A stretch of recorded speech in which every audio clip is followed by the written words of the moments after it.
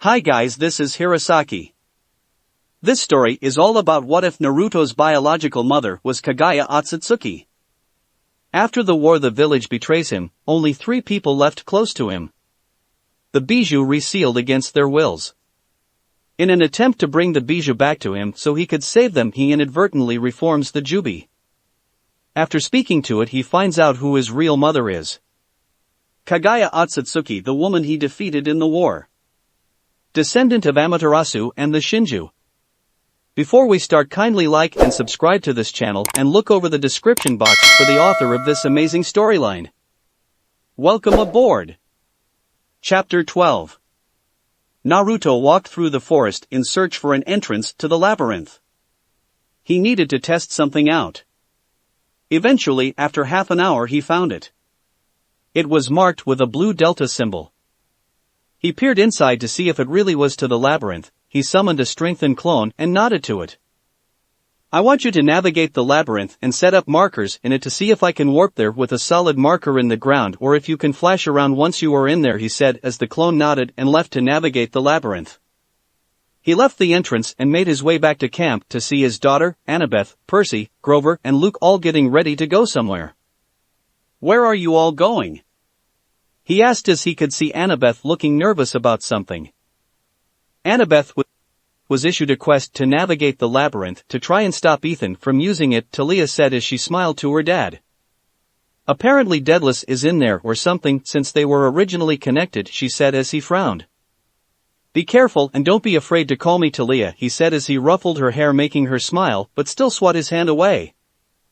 I know Dad, I just want to prove I can do this on my own and handle stuff, she said as he smiled and rubbed her back. I know Talia, but don't be afraid to rely on others.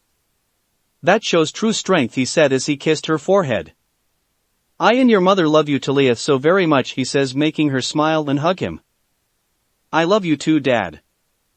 I'll be safe and call you if I need to, she said as she kissed his cheek and went to join the group as they were making their way into the labyrinth.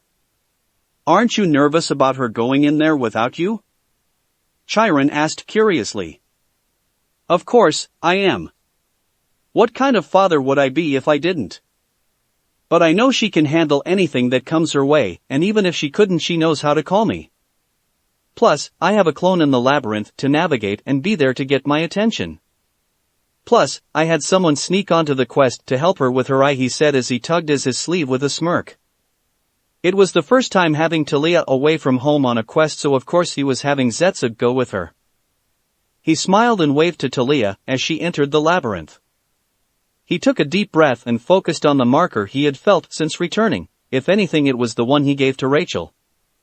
Well, time to explain this whole new world to her, he thought with a chuckle as he left in a flash of yellow, making Quintus stare in shock. He turned to Chiron. I thought he was just a demigod? How can he teleport away like the gods do? He asked. Chiron sighed and shrugged his shoulders. We do not know, but he can only warp to certain markers that are 3-pronged. Nice, he said as Quintus frowned. He needed to be wary of that man. Rachel was not a patient girl in any sense of the word. Only when it came to waiting for her pranks and tricks on her jerk of a father was she ever patient. She had been waiting on Naruto for around 4 months and he had yet to show up. She nearly gave up until she met those kids that apparently knew him. He was apparently on his honeymoon, so it made sense he wouldn't respond. She just hoped he returned soon. She was about to leave for her art group when there was a yellow flash that filled her room. She looked up shocked to see Naruto standing where she had set the marker. Sorry it took so long. Personal stuff, I'm sure my daughter explained it to you, he said to Rachel with a smile. It's about time you showed up, she said with a groan as she glared at him, playfully though. He chuckled as he grabbed a chair and sat down. So now that I am here, ask your questions, he said as she nodded and sat up on her bed. First, what the hell was with all those weird skeletons and other stuff I've noticed since meeting you? I mean, I've always seen weird stuff, but I just figured it was my active imagination, she said, making him chuckle. Those are monsters or creatures that oppose the gods. Now when I mean gods, I'm talking about the Greek gods like Hestia, the goddess of home and hearth, and all the others you hear in the myths, he said, making her rub her temples. So, they aren't really myths? She said only to get her mouth covered. Do not say their names, they have power and can notify them of people talking about them, he said as she nodded. I only said Hestia as she is my wife and does not mind, he said, making Rachel groan. Stop making more questions, she yelled as she pointed at him.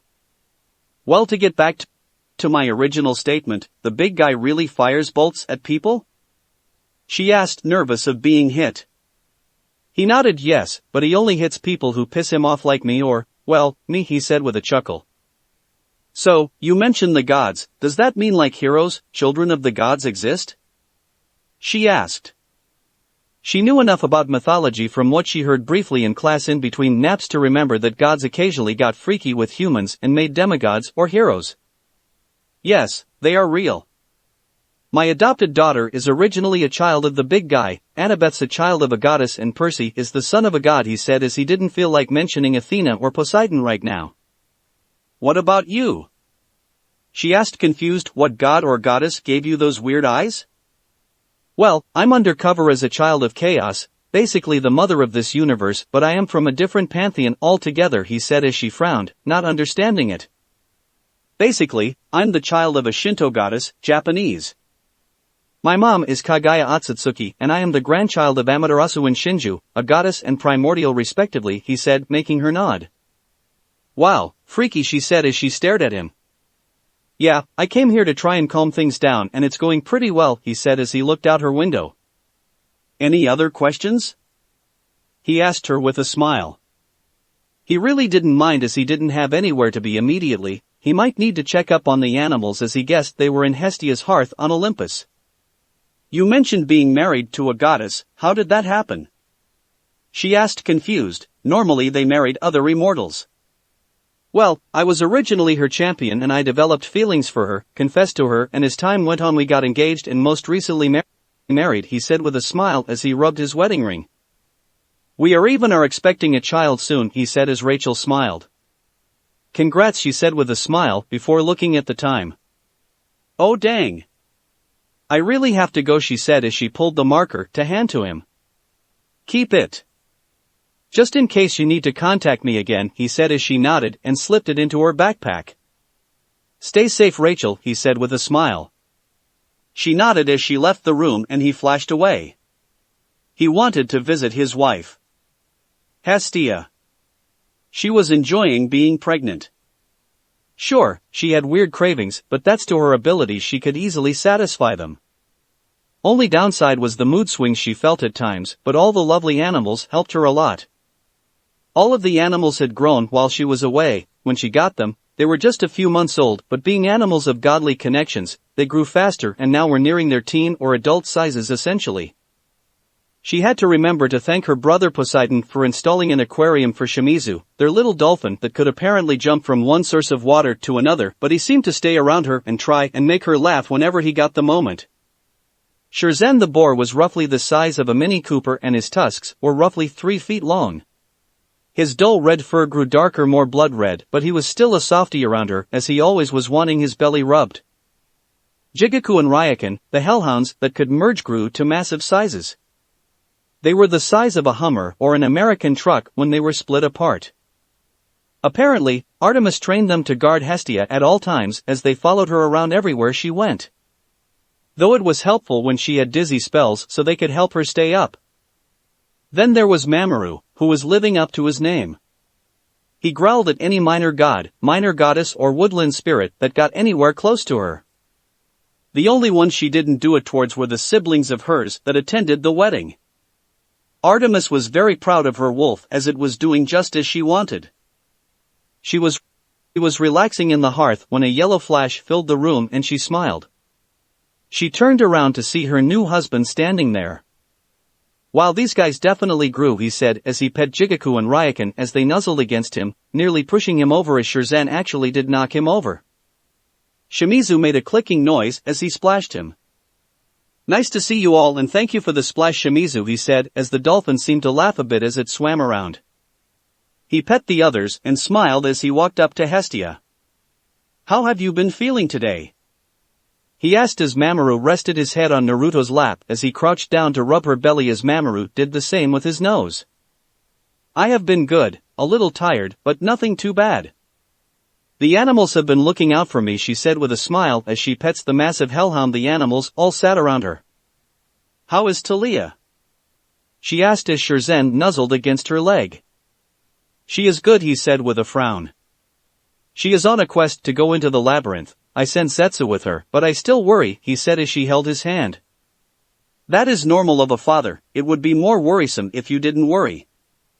Just have faith that she can accomplish her task, she said as she kissed his hand. He nodded and rubbed her hand. I know, he said with a smile.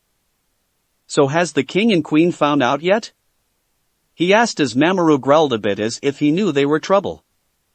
Not yet, but as I said, I can handle myself unless they get too troublesome, she said as she smiled in a way that made him sweat a bit. I know you can handle yourself, dear. I just want to be there if he gets too violent, he said as the animals grumbled. You guys aren't fighting. They are gods. You are young creatures, he said, making them all grumble as he just sweat dropped. He went up and kissed Hestia softly. I have to leave to watch over the camp. Call me if you need anything, he said after she kissed him back and stroked his cheek. I love you, he said as she smiled. I love you too, she said as she pets Jigaku and Ryakan. Please at least take Shirzhen with you. I'm sure Shimizu will visit, but I'd like if one stayed with you, she said as he nodded and Shirzhen nuzzled her. I still love you, Shirzhen. I just want you all to spend time with Naruto as well, she said as the large boar nodded and trotted over to Naruto, who pet his head, making him snort happily. He kissed his wife one last time before he flashed away with the large Aramanthian boar. Hestia smiled as she pets Mamoru as Jigaku and Ryakan laid down at her feet. She loved these animals and couldn't wait to have them look after her child or children. She had already claimed them as her sacred animals so they would never fade or die. She modified it so they would age to their prime before they stopped aging altogether. She sighed and summoned some tea for herself and meat for the animals, except for the Shimizu, who she gave some fish to. She just hoped her siblings weren't too difficult when they found out about her pregnancy. Naruto arrived at camp to see everyone was getting ready and equipped. They nearly freaked out when they say Shirzhen, but one look from Naruto stopped them from doing anything. He made his way up to Chiron and looked confused. What is happening? He asked as Shirzhen was being fawned over by the nymphs and satyrs due to him being an Aramanthian boar and was connected to nature and Pan. He looked a bit uncomfortable as he started trying to move away from them. Monsters have been finding their way through the labyrinth. It's just small fry for now, but we are readying ourselves for anything possibly larger, Chiron said as he raised an eyebrow at the Aramanthian boar that was now running away from nymphs and satyrs before hiding behind Naruto. Naruto chuckled and pet Shirzhen. Well, I'm here to help guard the camp, and so is Shirzhen here, he said as the boar nodded. Though don't be too pushy with him, he is still a baby, he said as the boar nuzzled against him and oinked a few times. Many demigods' sweat dropped at that, considering the boar's massive size. Where did you find an Aramanthian boar? Chiron asked as Naruto scratched under its chin. A gift from a friend, he said as he went off with Shirzhen behind him. Let's get to work, Shirzhen, and get this camp all set up, he said as Shirzhen nodded and squealed. Talia, shortly after heading into the labyrinth. Talia looked around the labyrinth corridor. It looked like old ruins as there were broken mosaic depictions on the walls. From what she could see, it showed the first Titan War as it showed the asshole king chopping up Kronos with his scythe. This place feels weird, Grover says with a shiver.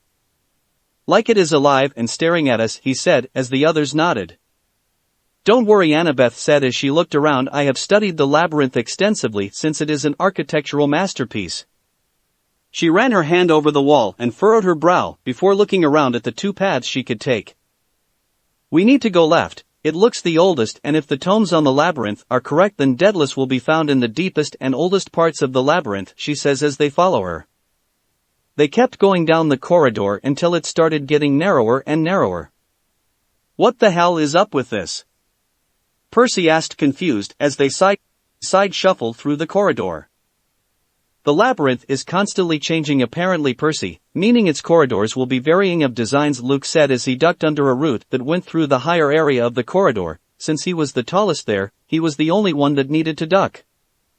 The only reason he knew this is because of the fact he would often be the one Annabeth went on her architecture talks to.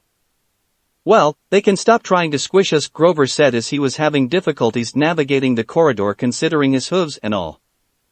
Talia was glad her father wasn't in here with them. She found out her father had claustrophobia from a time he was swallowed by a giant snake during his Chunin exams. She didn't blame him. Being eaten by a giant animal and being forced to create clones to make it explode was bound to leave behind something. Annie, do you think if Daedalus is alive, which I doubt considering how old he would be, do you think he'd actually help us? She asked, confused. Didn't he get cursed by your mother? She remembered how Annabeth had told her of Daedalus's story and the whole curse thing. Well, I'm not entirely sure. Naruto though told us of a story of how there was a man that stayed young by switching bodies every 3 years. Daedalus is resourceful, he might figure something out, and we don't even know if we are meant to find him. Maybe we are just supposed to find his workshop, she said as the prophecy wasn't too clear, but prophecies never are. So, we don't even know what we are supposed to do? Percy asked as he let out a sigh of relief since the corridor was opening up. What did this prophecy even say? He asked as he nearly tripped over a root, only to be caught by Luke. Annabeth looked around nervously but Talia sent her an encouraging smile. Talia had heard the prophecy and true she had been worried, but prophecies always could have multiple meanings. Annabeth took a deep breath and nodded. The oracle told me. You shall delve in the darkness of the endless maze. A one of spirits, evil and the lost one raise. Helped or defeated by Queen of Spirits' hand. The child of Athena must make a choice beforehand. To be heroic in their final stand. As soon as she said it, everyone was worried. Don't worry, Annabeth, prophecies always have double meanings, Luke said as he rubbed her back. Annabeth nodded and looked ahead. Come on, we need to keep moving, she said as they nodded. Everyone looked at one another and one thing was silently shared between them. They wouldn't let Annabeth die or make her stand alone. They continued through the labyrinth. It was a mess with twists and turns. They'd go down one corridor only to hit a dead end and backtrack to find themselves in an entirely new area. Ugh! This place is annoying me. Talia yelled as she kicked an overturned marble column. I hate regular mazes and this stupid one isn't any better. Annabeth's sweat dropped as she looked around. This seems like a good enough place to rest for a bit. I don't know how long we have been going, but we might as well, she said as everyone nodded and started unsealing their supplies. Luke held onto Grover and Percy's supplies since only 3 of the 5 could use chakra to seal things away. Talia was resting against a pillar when she felt her sleeve shift, making her peer inside it. Zetsu, what are you doing here? She asked, confused, as the black blob of an uncle came out of her sleeve. Well, Naruto, being the overprotective father he is, he sent me just as a last resort type thing, he said as he smiled, showing his shark-like teeth. Don't let that seem that he doesn't trust you. He knows you can do it, but he wouldn't be a father if he didn't worry nonetheless, he said as Talia sighed, but nodded. Fine, but only help if I ask for it, she said as Zetsu nodded and went back into her sleeve. She sat next to Annabeth as she started building a campfire but couldn't get it started. Here, let me help, she said as she grabbed a stray twig and focused. She had been working on elemental manipulation since even if she didn't have other elements, she could still access them. So far, she could just access fire. Slowly her chakra started to heat up the twig before it burst into flames and she tossed it into the campfire, making it burst to life.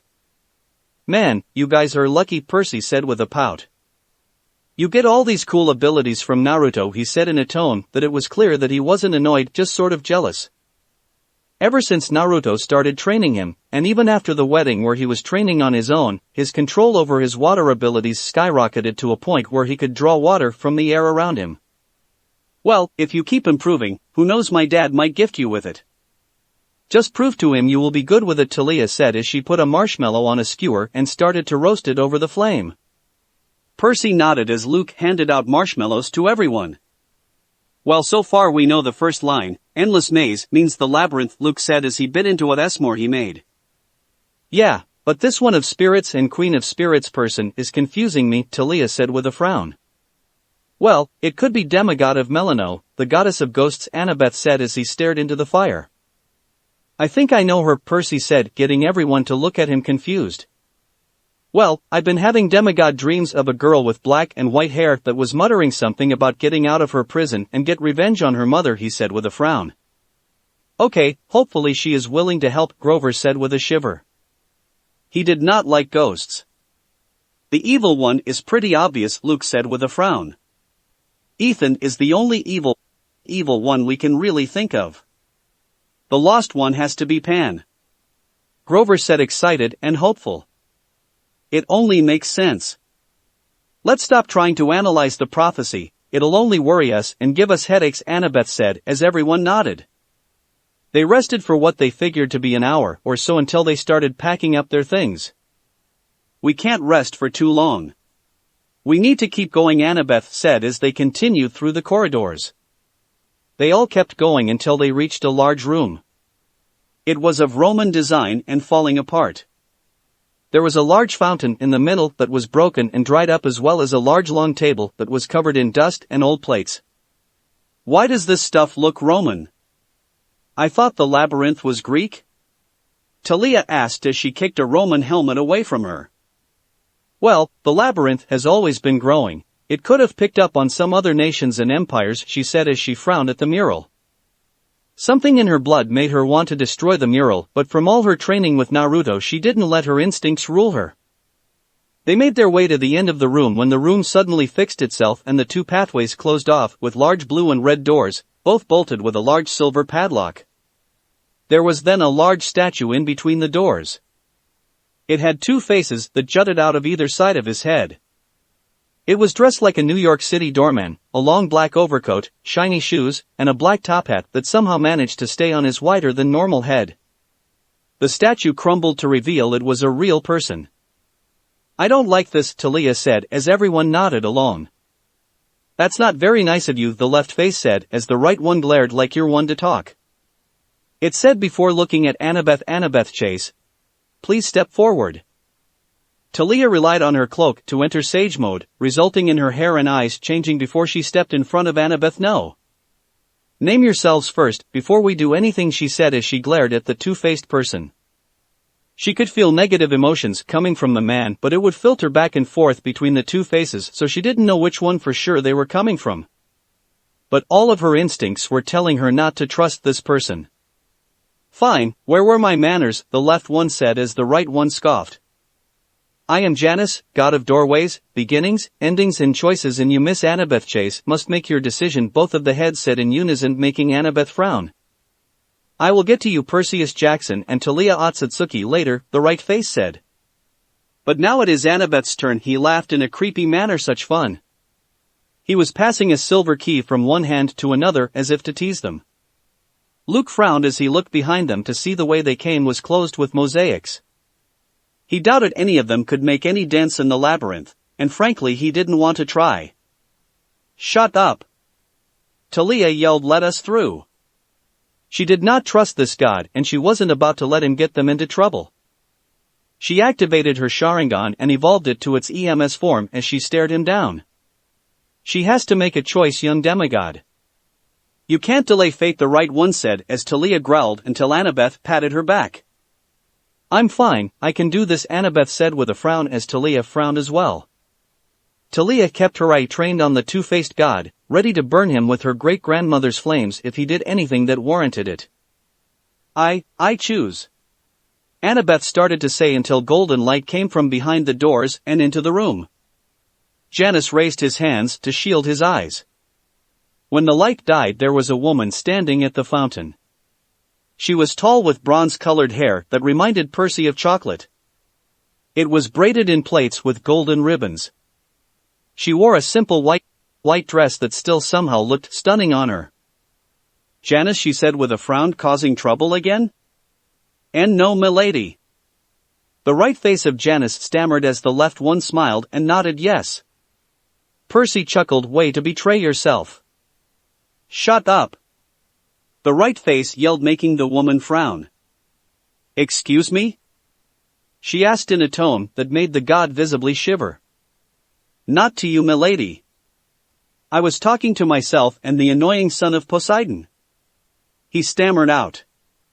So be it, she said. You know very well that your visit is exceedingly too early. Her time has yet to come. So, I will give you a choice, she said, gaining an all too sweet smile. Either you leave the heroes to me or I turn you into a door and break you down, she said in a way too sweet of tone. What kind of door? I'm hoping a French one. They let in so much light, the left one said with a smile as the right one looked pale. Shut up. Not you, milady, my idiotic left side. Of course, I'll leave. I was just doing my job. Having a little fun and offering choices, the right side said. Causing indecision and messing with the heroes of an all too important quest, the woman corrected. Now be gone. She yelled, making Janus disappear using his silver key in his hand. The woman then turned to them and smiled. Sorry about him, the minor gods are rebelling since they don't believe they get fair representation or a big enough role in the world, she said as Talia got a clear look at her and frowned. Hera, what are you doing here? She asked as she eased her eye out of the EMS state and hid it before Hera saw it. She didn't have any idea why the Queen of Olympus was here in the first place, and something told her it wasn't for any good reason. I came to help you all and save you from that annoying god Janus, she said as she smiled at them. Talia was still in sage mode, but strangely couldn't feel any negative emotions, but she still didn't like Hera all too much. Please, come sit down, we can talk more, she said as she snapped her fingers, making the table become brand new and clean as well as make it so the fountain was working. She waved her hand over the table, making it cover itself in food and drinks. Talia was on guard, but she still sat down. She wasn't her father, she didn't have protection against curses or the raw power to defeat gods. If anything, she could handle a minor god, which Hera definitely was not a minor one. Grover, honey, use the napkin, don't eat it, she said, making Grover nod sheepishly and stop eating the napkin. Luke wasn't eating anything as he was keeping an eye on Hera as she was closest to Annabeth. He didn't quite trust any gods outside of the few that were welcome to Naruto's wedding. Percy ate some of the food, but he felt weird around Hera. She felt like she was acting all kind and motherly.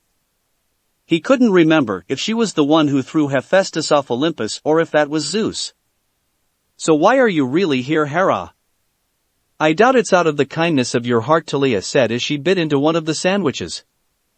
Hera frowned a bit. I am here to help you all, Talia. I don't hate heroes as much as it seems, she said, making them frown a bit. I am here to help answer one wish of yours in this quest, Annabeth, she said with a smile as she flicked her hand at her, making Annabeth's hair clean and tidy up. What do you want in return? Talia asked as she stared down Hera. You don't strike me as a goddess who helps just for the heck of it, she said as Hera frowned. Well, I was hoping you'd tell me where your father went for those 4 months. Even if he is able to hide himself. I noticed as he went missing for 4 months, so did Ares, Poseidon, Hermes, Hades, Artemis, Athena, and Hestia all went missing as well, she said with a frown. Well, Dad went off to do his own thing, maybe the gods did as well.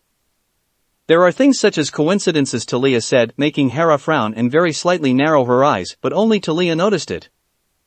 Hera turned back to Annabeth. So Annabeth, what do you wish for help with? She asked with a smile. Annabeth stammered as she looked incredibly nervous about talking to the Queen of Olympus. I would like a way to navigate the labyrinth, she said as Hera smiled. Well, that is easy, considering you already know, or at least young Talia does, she said as she smiled and waved her hand over the table, making all the food vanish in mist. Table returned to its dust-covered mess and the fountain returned to its broken state. But you said you'd tell me, not say I know, Annabeth said with a bit of anger in her tone.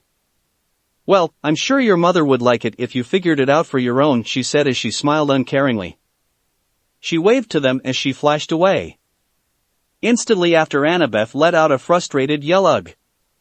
She said she would tell me. Not some stupid cryptic message. She yelled as she banged her head on the table in annoyance. Why must the gods be so annoying? She yells as she stands up. Relax, Annie, I'm sure we will figure it out, Luke said as he rubbed her back, as did Talia. Is it me, or did she seem fake?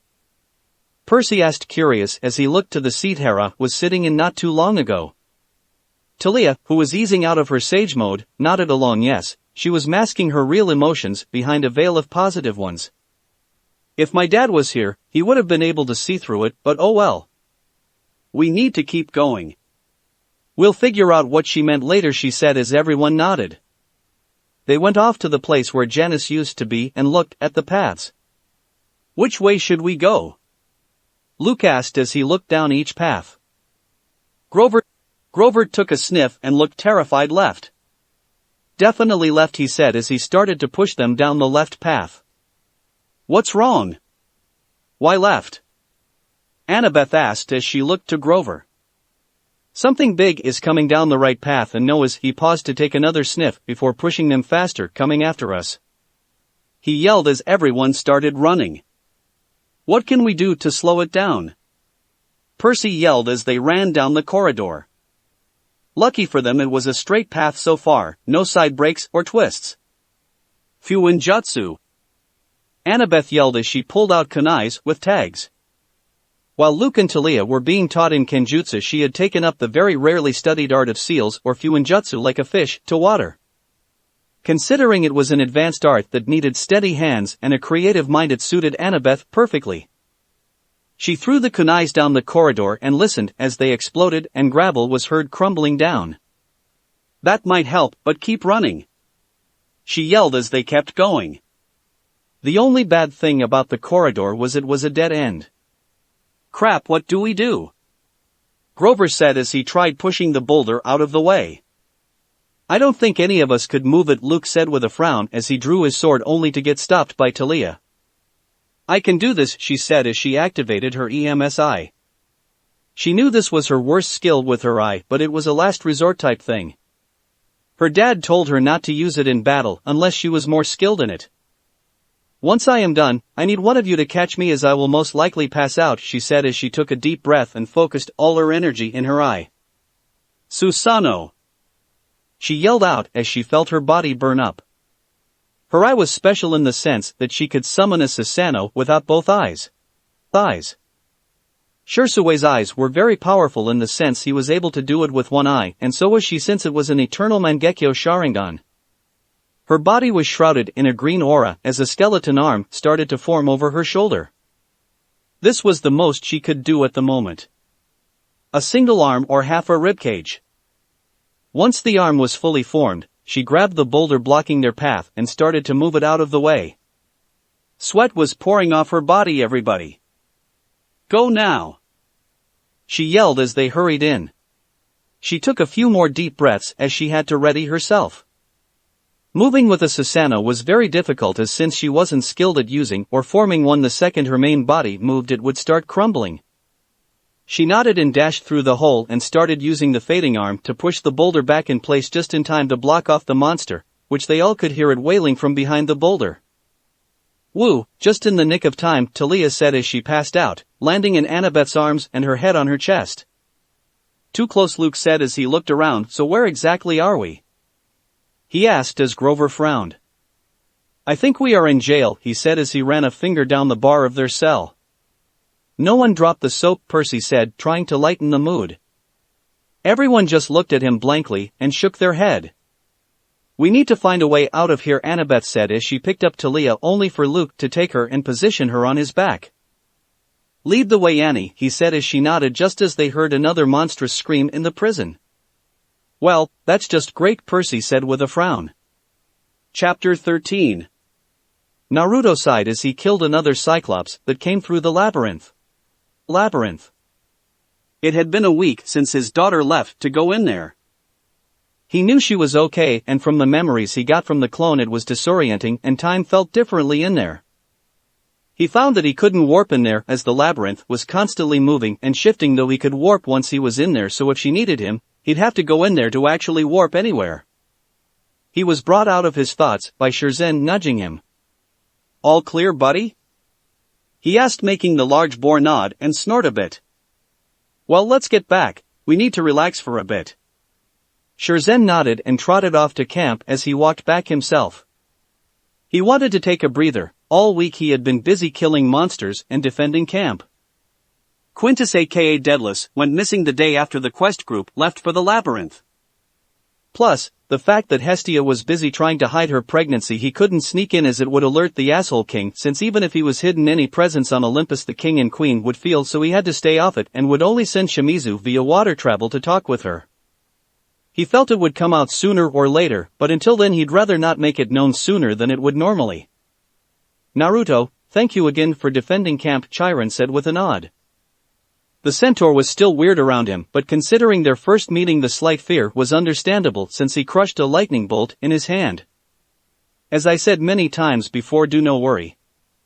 I have to defend these young kids when they cannot, he said as he ran a hand through his hair and chuckled at the sight of a group of nymphs sitting and laying on Shizen's back. Training will start soon and since Quintus is still gone you must be the trainer, he said with a frown. I know. I will be there shortly or send a strengthened clone. He waved him off as the centaur nodded and trotted off. Naruto was about to go when Shizen bolted up startling the nymphs until Naruto went over to calm him. What's wrong, buddy? He asked as Shizen snorted fire and charged off, disappearing entirely.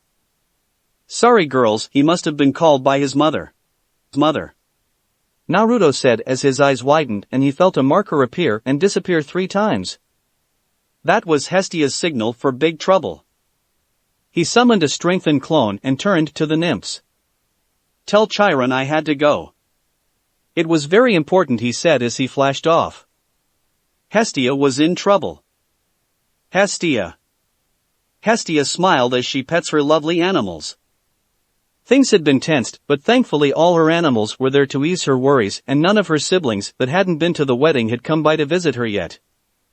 She wasn't looking forward to that conversation as she wanted to hide it from them, considering Zeus smited anything that threatened him or he didn't like, and then Hera was jealous of her at times, which she never quite understood. She was brought out of her thoughts by Mamoru, who nuzzled her hand and growled a bit towards the door, alerting her of someone coming their way.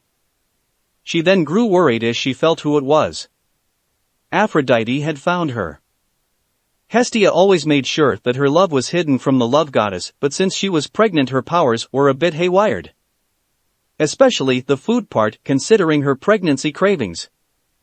She flinched as the door to her temple burst open to reveal an annoyed-looking Aphrodite.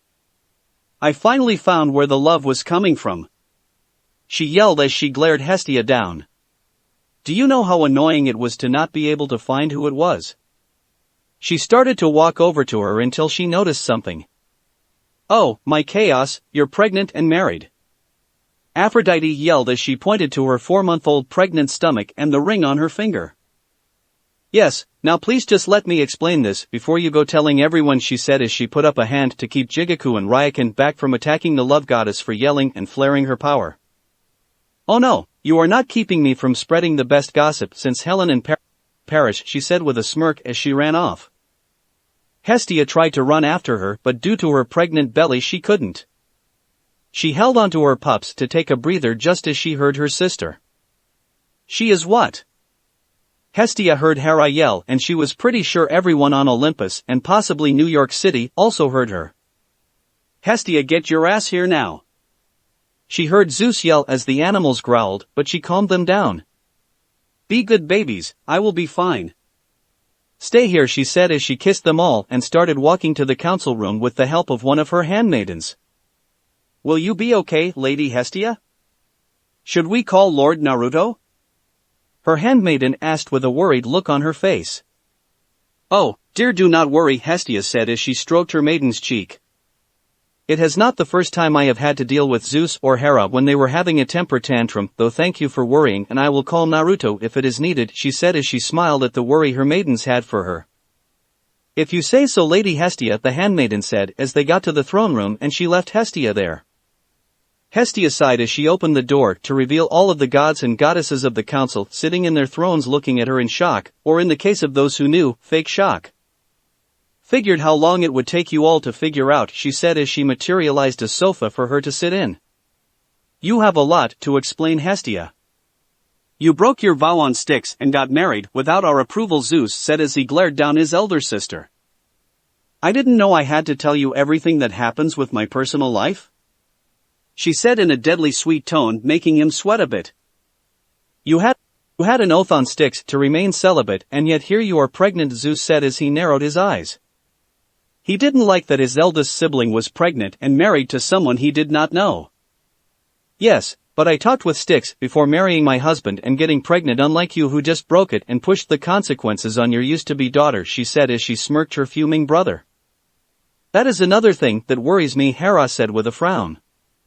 How is it you got married without my approval, blessing, or a proper wedding, she asked as she had a feeling this had to do with the gods and goddesses that went missing for those 4 months. Well, I wouldn't say you didn't bless it. You did give us your blessing during the winter solstice, and we didn't need you as anybody ordained can do it for us, she said, making Hera frown and hold in a glare before the dots connected. Wait, I have only given one person's blessing recently, and it was, oh my god, Hera said as she stood up, you married your champion. She yelled as she was in shock.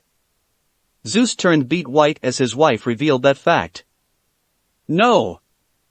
I will not allow this. He yelled as the storm kicked up. Zeus, calm down already, you are acting like a child. Poseidon yelled as he tried to calm down his brother.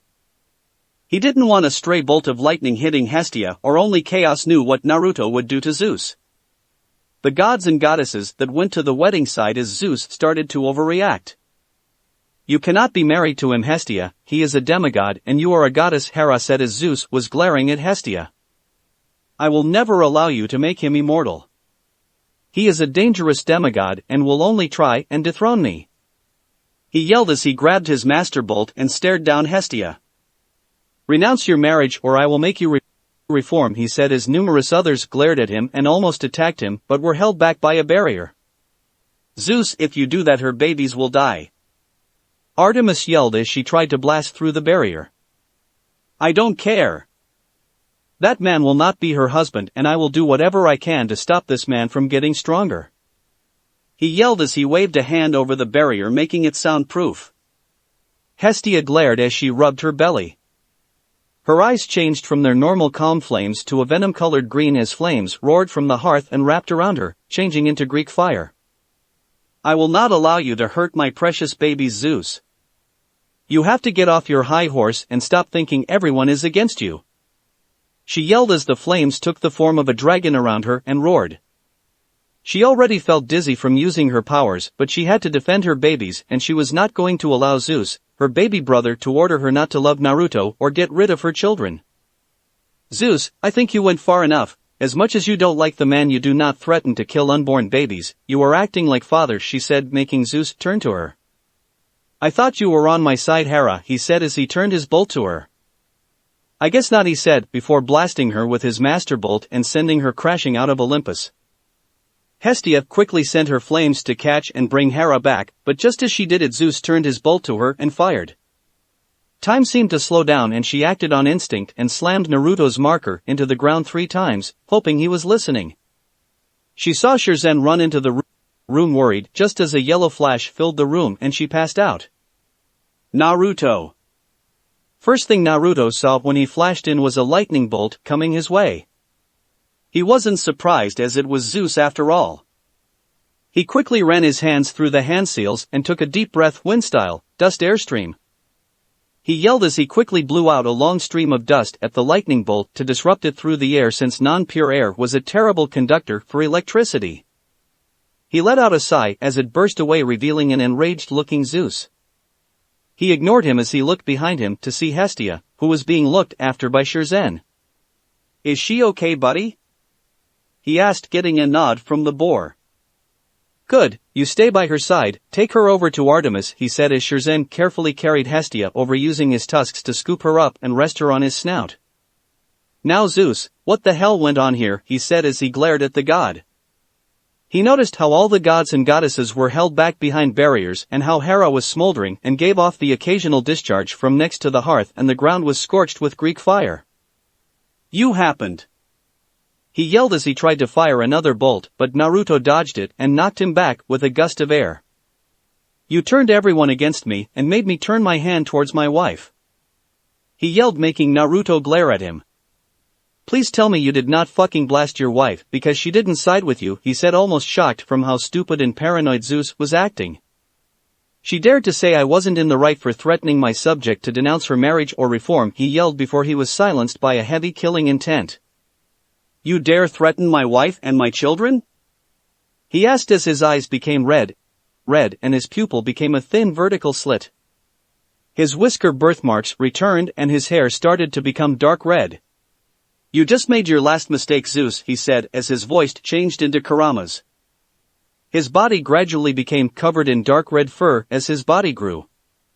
2 large ears sprouted from his head as he grew to Kurama's full size. His 9 tails billowed behind him and he got a sense of sad nostalgia, but he didn't delve on it as he had more important things to do. Yes, I dare. They are my subjects, and so are you. He yelled as he tried to blast the giant fox to find it had no effect on it. You are trying to dethrone me and I would never let your offspring live. He yelled before being sent flying by one of the tails. Once Zeus was sent flying, the barrier holding back the gods and goddesses fell. Poseidon, you look after Hestia, Artemis make sure she is okay, and Apollo get on healing Hera, Naruto said as he activated his eyes and stared down Zeus as he got up from the rubble. Do any of you care if I make him have to reform? He asked as they all shook their heads. He grew a large smile as he nodded good, he said as he dashed out of the room making a large hole. You dare strike me? Zeus yelled as he summoned a storm and a tornado to try and slow it down. I dare because you are a terrible king. Naruto yelled as he grabbed Zeus and threw him down to the ground of Olympus and fired a fireball at him. You threaten everyone. Constantly make enemies and run your kingdom into the ground. A toddler could be a better king. He yelled as he batted away bolts of lightning. I am the king. I won't let you take that away from me. He yelled as he summoned the strongest bolt he could. He would never let a child dethrone him. Too bad. He yelled as he noticed the large cluster of lighting forming above him as he fell from the sky towards the asshole king. He smirked as he made Kurama's eyes change to Shinju's eyes Susanoo. He yelled as samurai armor formed around him and he summoned a raisin shuriken with Amaterasu flames. He pulled his hand back to throw at Zeus. Die, you asshole. Blaze release, jet black halo. He yelled as he threw the massive black pinwheel at the god as a massive bolt of lightning hit his back, but the Susanoo armor protected him. Zeus stared in fear as the massive ball flew down towards him. The last time he was hit by a lava variation of this he felt massive pain, and this one looked deadlier. He summoned a massive bolt in his hand hoping to stop it and fired it only for it to be burned away once it got close enough. Naruto watched as it exploded on Zeus and the ground around it. Luckily the area he did it at was barren of trees and other plant life. He landed with a thud as he lowered the armor around him and shrunk down to his human form. He started walking through the flames as with his grandmother's blessing the black flames could not harm him. Zeus, several others and I are fed up with your rule. I have been reading up and I, for the safety of others, hereby remove you of your throne, he said as he placed a hand on Zeus's head and activated his eyes. Human path, he said as he started pulling out Zeus's godly aura. It was like pulling out someone's soul, but he made Zeus human by removing his godly powers.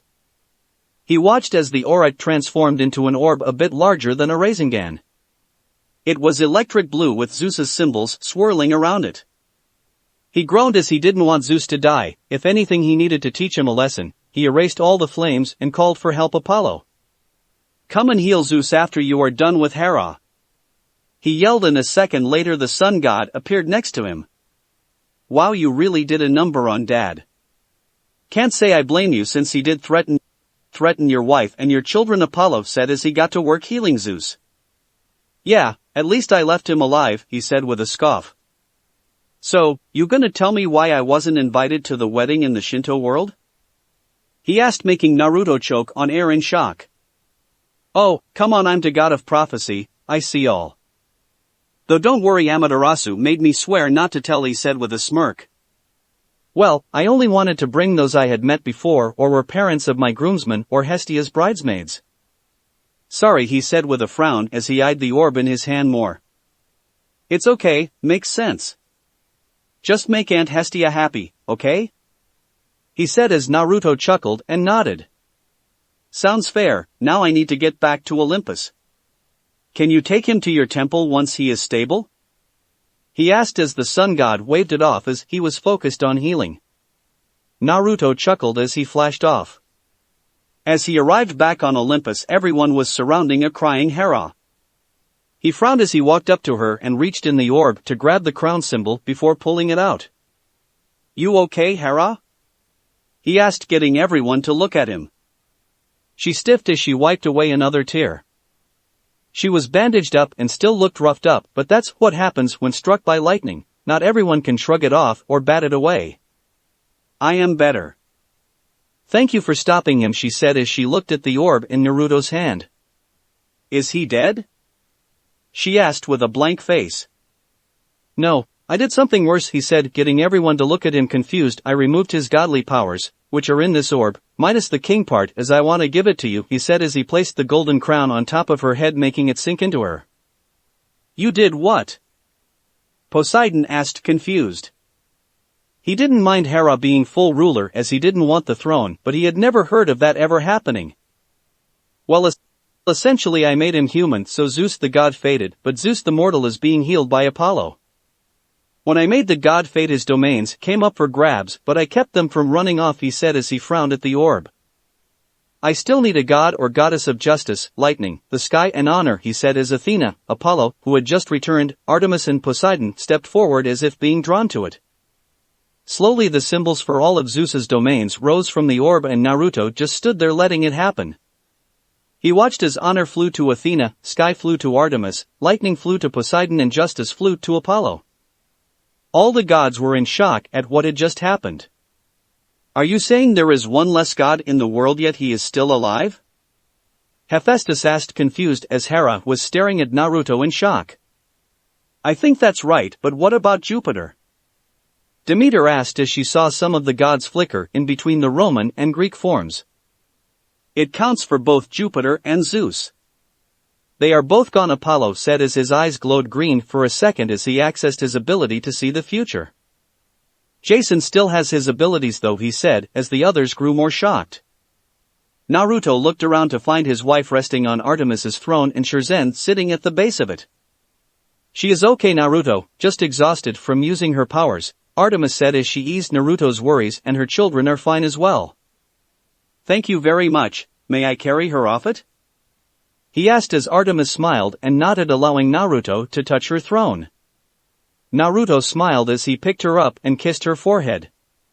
He conjured a large sofa as the one she conjured disappeared after she passed out. He laid her down and turned to the gods. "I think we need to talk more about all this if you don't mind," he said as they nodded and got to their thrones. For once it wasn't stress-filled, nor was it a dreadful feeling. It felt like things were peaceful for once. Talia felt a shiver down her spine as she swore she could feel her father's ki but shrugged it off. "So where are we exactly?" Talia asked as Luke carried her since she was still very exhausted from summoning a Susanoo arm. "It's Alcatraz, and I swear I almost wrote Azkaban," Annabeth said with a frown. "I went here once during a school field trip." "But then that means we are all the way in San Francisco," Grover said with a frown. He was always warned to stay away from California at all stakes considering the underworld and the Titan's base was here. "The labyrinth is constantly shifting." "I'm honestly not surprised," Luke said as they made their way through the massive prison. "Is it me or do I hear voices?" Percy asked, somewhat afraid. They sounded like they were talking in some weird language. "You aren't the only one," Boy Zetsu said from Talia's sleeve. "They are speaking in some ancient language. All I can make out is something about Kronos' army and serving him," he said with a frown. "I don't like the voice though, sounds dark. Maybe we should stay away from them and just work on finding a way through here," Percy said as he didn't find the voices pleasant. "Stop and hide," Zetsu ordered out as he took control of Luke and carried Talia into the closet cell as the others followed quickly. "Why are we hiding, and please never do that again," Luke said as he glared at the black blob. "Because of that," he said as a massive beast walked by. It had a half-human body, like a centaur, but with reptilian skin and a dragon wing, with gigantic claws. It had a feminine head and snakes for hair like Medusa used to. "What the hell is that?" Percy asked, afraid to talk too loud. "Camp," Camp, guard of the Elder Cyclops, in Tartarus. She was the first person Zeus destroyed with the Master Bolt, Annabeth said quietly as they watched the massive beast fly away. If she is here, then what is she guarding? Percy asked as Grover shook his head. I don't care, it could be Zeus for all that matters, but we need to leave, we cannot fight that thing, he said as everyone nodded. They weren't dense enough to test their luck with a beast like that. Luke looks outside to make sure it wasn't close by and sighs one of relief as he nods and motions for the others to follow. Where is an entrance to the labyrinth? He asked as they started looking at every cell. Well, it would have to be somewhere where no one can accidentally go into or something, Annabeth said as she looked around. She seriously wanted to get out of her, all these spider webs were not doing good for her right now. Like a broken door or sealed door? Grover asked as he carefully walked through the prison. He had his fake feet on so he wouldn't make noise, but he was still nervous since the monster was still somewhere in here. Yeah, just keep looking, she said as she looked around just as they heard a roar and they turned around to see the camp charging them. Shit! How'd she find us so quickly? Luke yelled as he ran with Talia still on his back. Thankfully, due to his training, it was nothing for him. Doesn't matter. Just run. Talia said with a frown as she turned around, deciding to see if she could slow it down any. She had enough energy to use her eye again, but even if her body was still sore and exhausted. This time she would use the Amaterasu flames since they barely drained her. Most likely from her great-grandmother's blessing. Eat this, you ugly lizard. Amaterasu. She yelled as she made the beast erupt in black flames. The camp roared in pain and started trying to roll to extinguish the flames, giving them more time. Hurry up. I think she is shedding her skin. She yelled as she could see the skin of the camp falling off as new skin appeared to get the flames off it. She cursed as she erased the flames as they fell. She really didn't want anyone getting hurt. We found it. Go in now. Annabeth yelled as she slammed her hand on the delta symbol that she found on a cell door, opening up the labyrinth. She quickly hurried them inside the labyrinth and closed it behind them. Everyone let out a breath of relief once they were inside. Can we please just rest? This has been exhausting and I'm still sore from the Susanoo, Talia said as she deactivated her eye, and they all nodded. They were inside a large room, so it was a perfect chance to get some rest. Naruto. As Talia was resting inside the labyrinth, Naruto sent a clone off to take Hestia back to her temple. He felt like she should rest. The meeting actually went well. Hera was fine with everything once he explained why he kept it hidden, though he kept his Shinto relations a secret for now. For all she knew, he had gotten married here but used his abilities to keep it all hidden. She seemed to forget the missing 4 months amidst all the confusion of the day. He felt things were changing for the better. Hera had taken to being the full ruler of Olympus quite well and even started to change things around Olympus, such as the part concerning the demigods. She decided, as long as they are not on a quest and you do not try to lead them down a path, you should be able to see your children. She chose to initiate it after the coming war with Kronos. He was glad with how things were changing. He watched as most of the gods and goddesses left except for Aphrodite, Hera, and Poseidon. I am sorry for causing all this. I just wanted to tell people as I felt Hestia's love was very huge, Aphrodite said somewhat nervously from behind Poseidon. Naruto sighed. It is fine, Aphrodite, just please think twice before spouting out secrets, he said as she nodded and flashed away. He turned to Poseidon and smiled. So how does it feel to be the new god of lightning? It makes sense since you are a god of storms, and all he said as Poseidon nodded and chuckled. It is a new experience, but it fits me well, so it's nothing new for me. I feel the domains went to those who fit them best, he said as Naruto and Hera nodded. Honor fits Athena the best, and since Apollo sees all, he will be great for justice. Also since Artemis's is the moon as that is in the sky, it works as well, Hera said as Poseidon nodded. They will do fine, sister, and under your rule I feel we all will grow to be better, Poseidon said as she nodded. I must go as Amphitrite needs to be filled into my new domain since I will be having more duties, he said as he flashed away. Hera frowned as she turned to Naruto. Naruto, I would like to tell you that I am sorry for how I acted towards you. I was wary of you because of your lineage, but I shouldn't. You are a great ally that brought about great change, and even after everything Zeus has done to you, you still didn't kill him, you merely took away his power to save others, she said as she nervously went up to hug him. Naruto understood, as he could still feel her fear and worry over the situation. Her husband, the man she loved, had just blasted her with his master bolt because she refused to go along with his paranoid and violent tendencies. He smiles softly as he rubbed her back. It is okay, Hera, I understand and forgive you. You refused to go along with him to protect my children and wife. Plus, you will be a great full-time queen since you don't have to follow along with Zeus's ideas, he said with a smile, not noticing Hera's minor blush. Hera smiled and cleared her throat. Well, I feel you will be very helpful when you become an immortal, she said as she started to walk out the chamber, and he followed. I still have to find someone to fill in the empty space in the council. Naruto nodded. I have a feeling you have a couple ideas of who, but you want to wait to see if they prove themselves to you?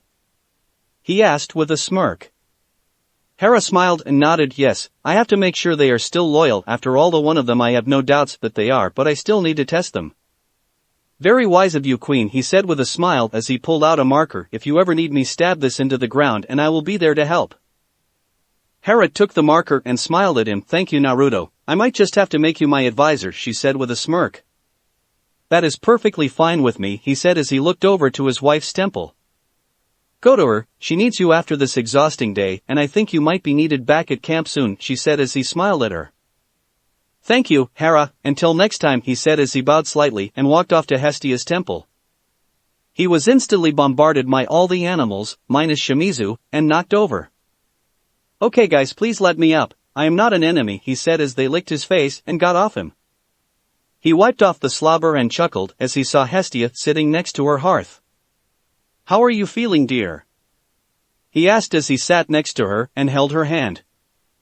Exhausted, but glad my babies and you are safe, she said as she squeezed his hand and rubbed her pregnant belly. I heard from Artemis about what happened. Naruto frowned and nodded. I know you are upset at Zeus, but he is still family to you, hence the reason why I kept him alive, he said as she nodded. Thank you for that, as much as I hate him for threatening our children and harming my sister, he doesn't deserve to die. What you did was much better, she said as she kissed his hand. Hopefully he learns from it. I doubt it, he said before he was silenced by Hestia's lips as she sat on his lap. He could feel lust rolling off her and sighed mentally. Pregnancy was messing with her more than it seemed. He chuckled as he went along with it, feeling that her emotions would change in a moment. Talia woke up with a groan as she found herself roped up with Luke, Annabeth, and Grover. She was confused at how this happened until she remembered how this came around. Damn ghost girl, she thought as she glared at the girl in mention. They had found her in the labyrinth, and she led them to the Triple G Ranch. It was a nice place since Eurytion was a nice guy and a child of Ares with his two-headed hellhound named Orthus, but things went sour when they met Geryon. The damn three-bodied man had knocked them out except for Percy. Ah, so the little ones have woken up? Geryon said with a smirk that made Talia shudder before she realized she had an eye patch on over her Sharingan. Yeah, don't think about using that crazy eye of yours. I came prepared, so good luck there. Damn bastard, take off this patch so I can burn you to ash. She yelled as she tried to get her hand together but found that her hands were bound apart from each other. She didn't want to rely on Zetsu, but she would if she needed to. She continued to look around until she saw a girl with black hair with white streaks. She had pale skin and wore a black dress that reminded her of a maid's dress. She was bound up with a Stygian iron sword at her neck courtesy of Geryon. Heh, seems like they got you too, Allison. Told you that you should have just helped us, Talia said as the daughter of Melano opened her golden and coal-colored eyes to glare at Talia. Allison had been wandering the labyrinth as her mother had thrown her in at a young age. The girl had barely survived, but her mother, the goddess Melano, had recently promised if the small girl brought her powerful demigods to brainwash, she would let her out of the labyrinth. Mother promised me. She yelled as she struggled. You are on Mother's side, so let me go, you mutant man. She yelled as her golden eye glowed for a bit before the Stygian blade pressed against her neck more. You really are a dense and idiotic child. You think she would let you join our side? Geryon said with a smirk. She threw you here because you were weak and only found you useful when this group entered here. Kronos wants the daughter of that son of chaos, and now that we have her you have served your use, he said as Percy returned. Talia groaned as she remembered that he left to go get their safety from him by cleaning some stables. Thankfully he made Geryon swear on sticks, but he doubted the man would be bound to his word. I did your stupid chore, now let my friends and Allison go. He yelled as he drew out Riptide and glared at the three-bodied man. Geryon frowned as he looked to Eurytion go make sure he actually did. He barked out, making the adult demigod sigh and walk out of the room. You know, it would be simpler if you had just died, boy, he said as Percy glared more, and Talia smirked as she saw water carefully make its way into the room.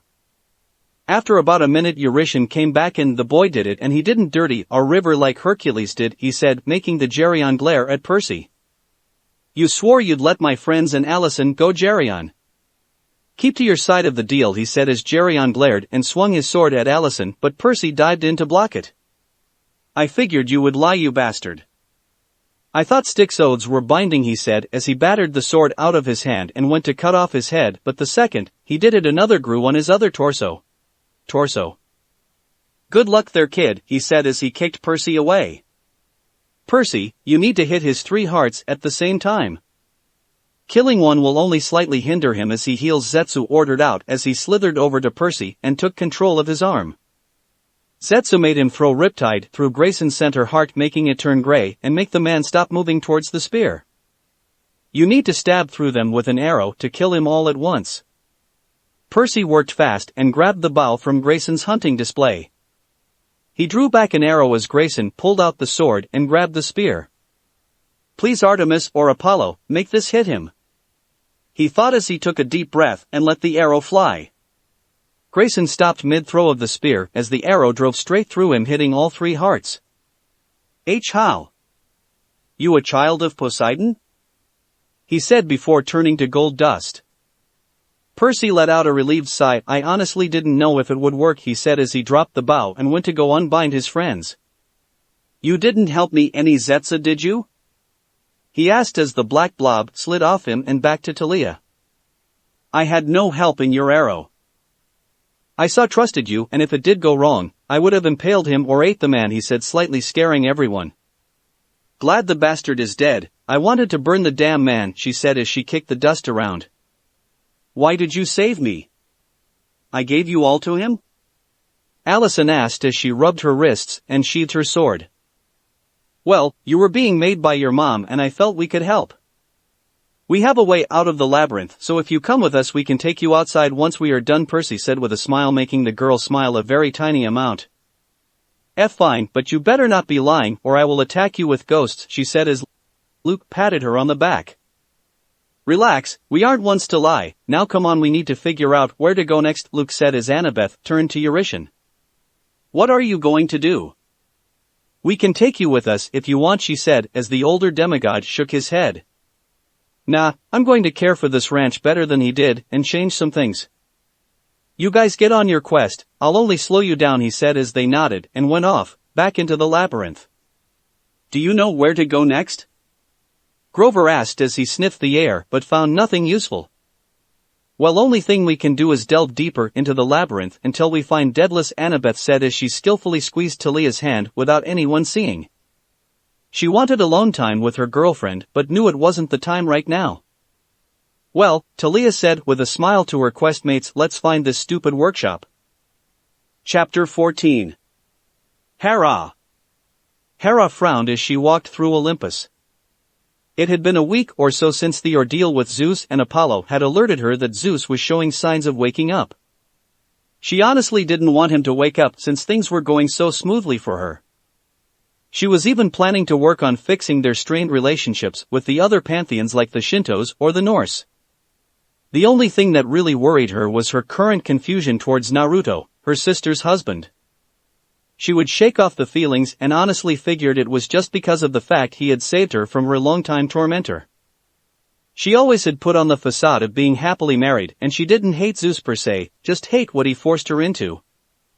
Not many knew, and those who did were often silenced by Zeus when they brought it up, but she and Zeus didn't get into their relationship in the happiest way. Zeus had been pinning for her, and for the longest time she had nothing to do with him. Then she had found an injured cuckoo. She had held the small injured bird to her breast to keep it warm, and it turned into Zeus, who proceeded to rape her. She was forced to marry him to cover her shame. Thankfully she was able to create her sacred bath to make herself pure again. Eventually she just went along with it all and sired Ares and Hephaestus. Though Zeus threw Hephaestus off Olympus and blamed her for it. Frankly, she was glad she was free from Zeus. She had erased their marriage, and for the first time she felt free. She could find someone she truly loved and be happy for once instead of doting on her tyrant of a husband. She had gotten started on abolishing idiotic rules that Zeus created and trying to better her kingdom. First, though, she needed to smoothen her rocky relationship with her older sister. Carefully she knocked on Hestia's temple before opening the door slowly. "Hestia? Can I come in?" she asked before jumping back at a large two-headed hellhound running towards her. "Jigoku. Ryakan. Heel." She heard Hestia yell as the large beast skidded to a stop but still looked on guard. "I am sorry, Hera, they are just overprotective," Hestia said as she walked over to the door with Mamoru helping her walk around. "Where did you get all these animals?" Hera asked as she looked around to see a dolphin in a tank, the large hellhound still watching her, a silver wolf, and she remembered seeing a large boar before, but it wasn't here at the time. "Wedding gifts from the others, but please come sit down, Hera. I feel you are troubled," Hestia said as she held her sister's hand and led her to her large sofa near the hearth. Hera nodded and frowned as she sat down on the sofa. "Tell me, sister, what is on your mind?" she asked as Hera looked nervously at her sister. "I came to apologize," she said as Hestia looked at her with a warm smile. "I have been rude to you and jealous of you. I am the goddess of family, and yet I have treated you terribly, and I am so very sorry," she said as she held Hestia's hands in hers as tears built up in the corners of her eyes. Hestia smiled to her sister as she stroked her cheek and smiled at her. She had no ill feelings towards her sister, but to know she understood how she acted was wrong did help. "Oh, Hera, it is okay, I forgive you as you are my family and I love you," she said as she kissed her sister's hands. Hera felt tears spill down her cheeks as she carefully hugged her sister and smiled. "Thank you, Hestia, so much," she said as Hestia smiled. Hestia knew something else was the matter with Hera, but she felt she shouldn't mention it. "You should talk with Hades as well since Zeus is not in charge anymore. I feel it is time for the family to be all together again since he was shunned by Zeus for his domain," she said as Hera nodded. "Of course, but I need to wait. With father stirring and everything, it would be best to focus on that," she said as Hestia nodded. "Yes, but my husband can handle whatever comes our way, we just need to let him do his thing," she said with a giggle as Hera nodded and smiled. "You couldn't have picked a better husband," Hera said with a smile as Hestia nodded. "He is quite perfect." Naruto. Naruto let out a sneeze as he decapitated another hellhound and let out a sigh. "I am really getting tired of constantly killing monsters that came out through the labyrinth," he said as he stabbed Yamato into the ground before sealing it away. For the week, monsters had been spilling through the labyrinth even faster than before. He was killing monsters nearly every day and he had zero time to relax. Thankfully, Shurzen was very helpful at killing monsters. "Go on home, Shurzen, Hestia probably misses you and it will only get more dangerous, buddy," he said as he pets the large boar's head as it snorted and nuzzled against him before running off and disappearing in the forest. He didn't have any news from the quest members except for they were still alive, since he could still feel their energy very faintly since the labyrinth blocked him from fully sensing them. Recently in the news he heard about the eruption of Insane Helens and was slightly worried about Typhon being released, but he would deal with that later since he wasn't released just yet. He didn't know what could cause such an eruption since he knew it wasn't the gods, considering they locked the beast up in there and wouldn't risk releasing him. Letting out a sigh, he made his way back to his cabin until he felt the markers for Annabeth and Talia get stronger before Talia tackled into him and hugged him. "Dad! I missed you!" she yelled with a smile as she hugged him. She needed her father after everything that had happened back in the labyrinth. Talia, I wasn't expecting you back for a while now, he said as he pets her hair with a smile until he noticed Annabeth's slight frown. He could feel some sadness and guilt flowing from her. Here, let's go to Hestia's cabin. I'll send a clone to tell Chiron you're back once you tell me what happened and where Percy, Luke and Grover are, he said as they nodded, and he noticed Talia's smile dropped. He let out a sigh as he helped Talia up and led them to the cabin. They were sitting down on the couch as he summoned some tea for the two girls. Take a breather and tell me all of what happened, he said as they nodded. He listened as Talia told him everything. From Janice and Hera to how they had met Hephaestus and how Luke, Grover and some girl named Allison had split up to follow the trail of Pan. He was honestly surprised when Annabeth brought up the Sphinx and how she defeated it in a match of wits with a riddle that made the Sphinx's eyes glaze over like Annabeth's did when she was in deep thought. When they got to the part of how Percy exploded Hephaestus's forge to destroy the Telekines and slow down the rebuilding of Kronos' scythe. That is troublesome, he said, quoting Shikamaru as he sat down his cup of tea. He didn't like the fact that Percy was being the weakening of Typhon's seal, but he knew the boy didn't mean to and had no knowledge about the prison or that destroying the forge would result in that. Well, don't worry, Percy isn't dead. I can feel him very far away as the marker I have on him is still active, he said as Talia and Annabeth released a huge sigh of relief. Talia felt like a weight was off her chest. She had wanted to stay behind to help Percy, but the look in his eyes was so serious and determined she knew he could handle it, and apparently, he did, and he didn't even die from it either, so her guilt over possible leaving him to die went away. Go and tell Chiron what happened. I'll take care of Percy in a bit, but you girls need to relax and take a breather before returning to the labyrinth once Percy returns, he said as the girls nodded and left as Naruto leaned back in his chair. Gramps, if Typhon escapes, would you be able to handle him? He asks as his grandfather stirs inside him. Of course, I would be able to. I am a primordial and he is but a giant. It would take an incredibly old primordial to equal my strength. Chaos is the only one I can think of that could match me, Shinju said with a smirk. Then if he is released, I'm letting you out to take care of him, he said as Shinju nodded in agreement. He closed his eyes as he started focusing on Percy's marker. It was incredibly far away, but at least it wasn't constantly changing position like it was back in the labyrinth, as well as being masked by the labyrinth's aura. After a minute or two he finally got a lock on it before he warped away. Oh Jijiya! Naruto stopped the warp before he actually got to Percy as he had felt another presence near the boy and didn't want to interrupt anything. It took a second to realize where he was, but once he saw the girl Percy was talking to, he knew where he was. The girl had cinnamon brown long hair and she wore a modest cream dress that accented her light tan skin. He noticed she had light freckles across her cheeks and nose as well as on her arms. When his eyes landed on her dark almond eyes, he knew who it was. It was Calypso, and this was Ojijiya.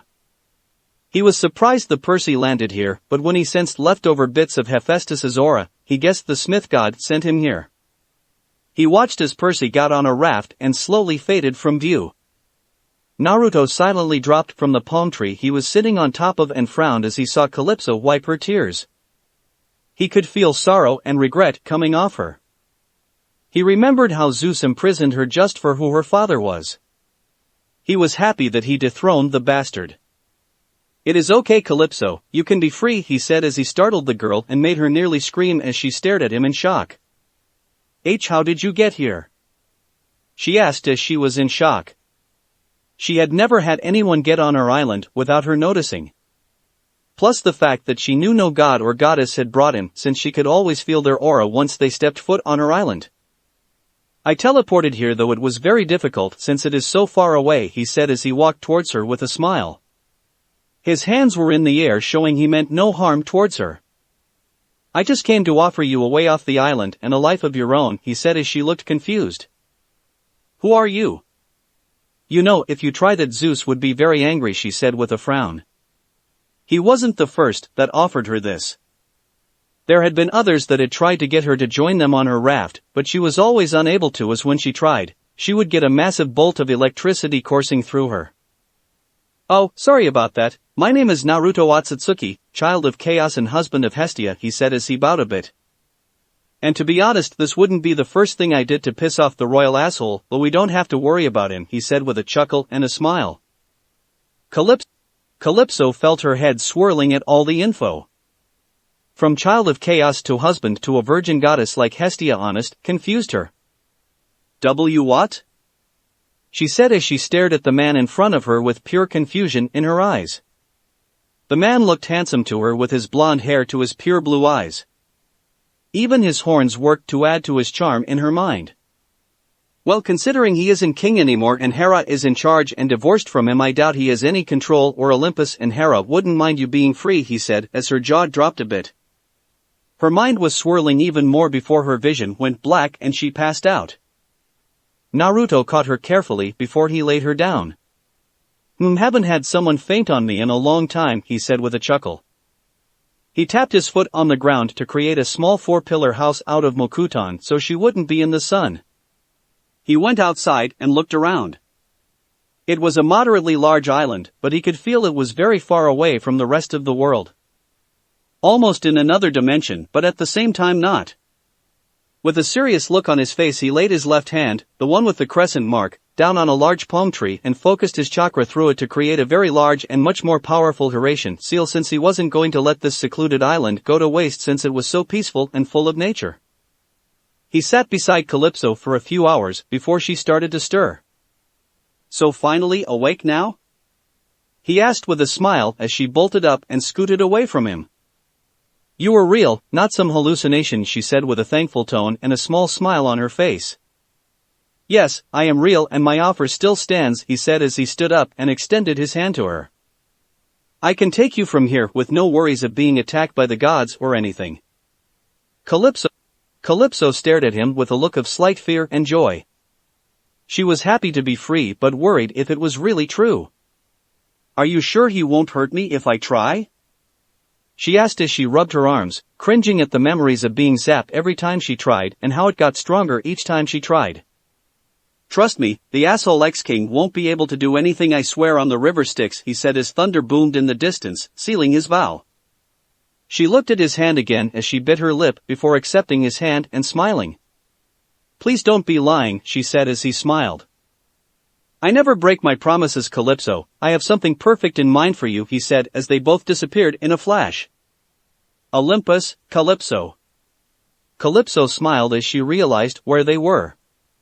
She was honestly surprised that he was actually able to take her away. Calypso? She heard a somewhat familiar voice call out as she turned to see Hestia, the only goddess that would occasionally visit her, smiling towards her. The first thing she noticed was her pregnant belly. Lady Hestia? Is that really you, and are you pregnant? She yelled out in shock as she rushed over to her to rub her belly. Hestia chuckled. Well, this is honestly a surprise, but considering my husband, it really doesn't surprise me that he did something like this, she said as she looked to Naruto. Well, what can I say? Saving someone falsely imprisoned and messing with Zeus's rules are two things I can resist, he said with a chuckle as Jigoku and Ryokan bound over to him to show their affection and Mamoru went over to Hestia to stand guard. Shurzen was sleeping next to Hestia couch near the hearth. Please come sit down so I can know what led up to this, she said as she whistled, and Jigoku and Ryokan bound over to her with Naruto following behind the massive hellhound.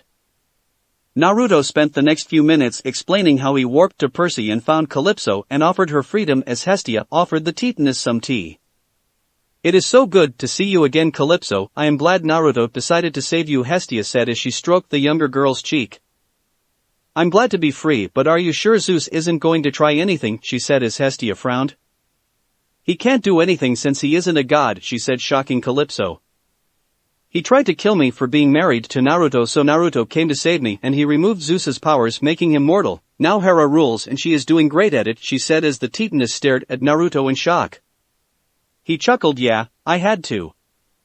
It was either let him stay in power and endanger my children or remove him and not have to worry, he said as he stood up. I brought you here to possibly be a maiden of my wife so she can have someone powerful to look after her and to give you a family in a sense, he said with a smile as he kissed his wife lovingly. She returned the kiss and smiled. Do you have to return to camp so soon? She asked with a frown. Yes, I am sorry, but I am the only one keeping them from being overpowered by the monsters coming through the labyrinth. Once I am done, I will return, I promise, he said as she smiled and stroked his cheek. I'll hold you to it, she said with a wink. I love you, she said as he smiled and kissed her again. I love you too, he said before he flashed away. So as my husband said, do you wish to have a place to stay? Hestia asked with a smile as Calypso grew a massive smile and nodded adamantly. Naruto. Naruto sighed as he arrived at camp and saw that it was in chaos as monsters kept constantly coming from the labyrinth. Naruto. Where have you been? He heard Chiron yell at him as he looked to the horseman. What do you mean? I left not too long ago to check on Percy after Talia and Annabeth returned, he said as Chiron sighed. That was 2 weeks ago, he said with a frown. Naruto held in a curse as he pinched the bridge of his nose. Damn Ojigia and the stupid time difference. I knew it was in a pocket dimension, but 2 weeks. He thought with a groan. Unexpected circumstances. He yelled as he eased into his cloak and activated his eyes. I need a report of what is going on and what happened while I was gone. He yelled as he summoned the truth-seeking orbs to fire off and kill monsters. Monsters have been coming out for the last few hours, Chiron said as he let another arrow fly to kill another Cyclops. We are being overrun and we fear something big is coming if the sounds from the labyrinth is anything to go by. Naruto frowned. Get the archers picking off monsters. Have the campers build a strong line of defense so that anything that gets by me will be handled by them, he ordered out as Chiron nodded and went off to inform the campers. Naruto cracked. He jumped into the air using his cloak's ability to fly to overlook the battlefield. Thankfully the campers were moving back, so he didn't need to worry about them. He knew that destroying the entrance would just cause trouble as it would pop up somewhere else, possibly inside the camp, so he had to kill them where they were. He unsealed Yamato as he landed in the battlefield to see a massive army charging towards him. He let a smirk show as he strapped his blade to his side. He never had a real chance to use this ability, so he was a little glad to be able to.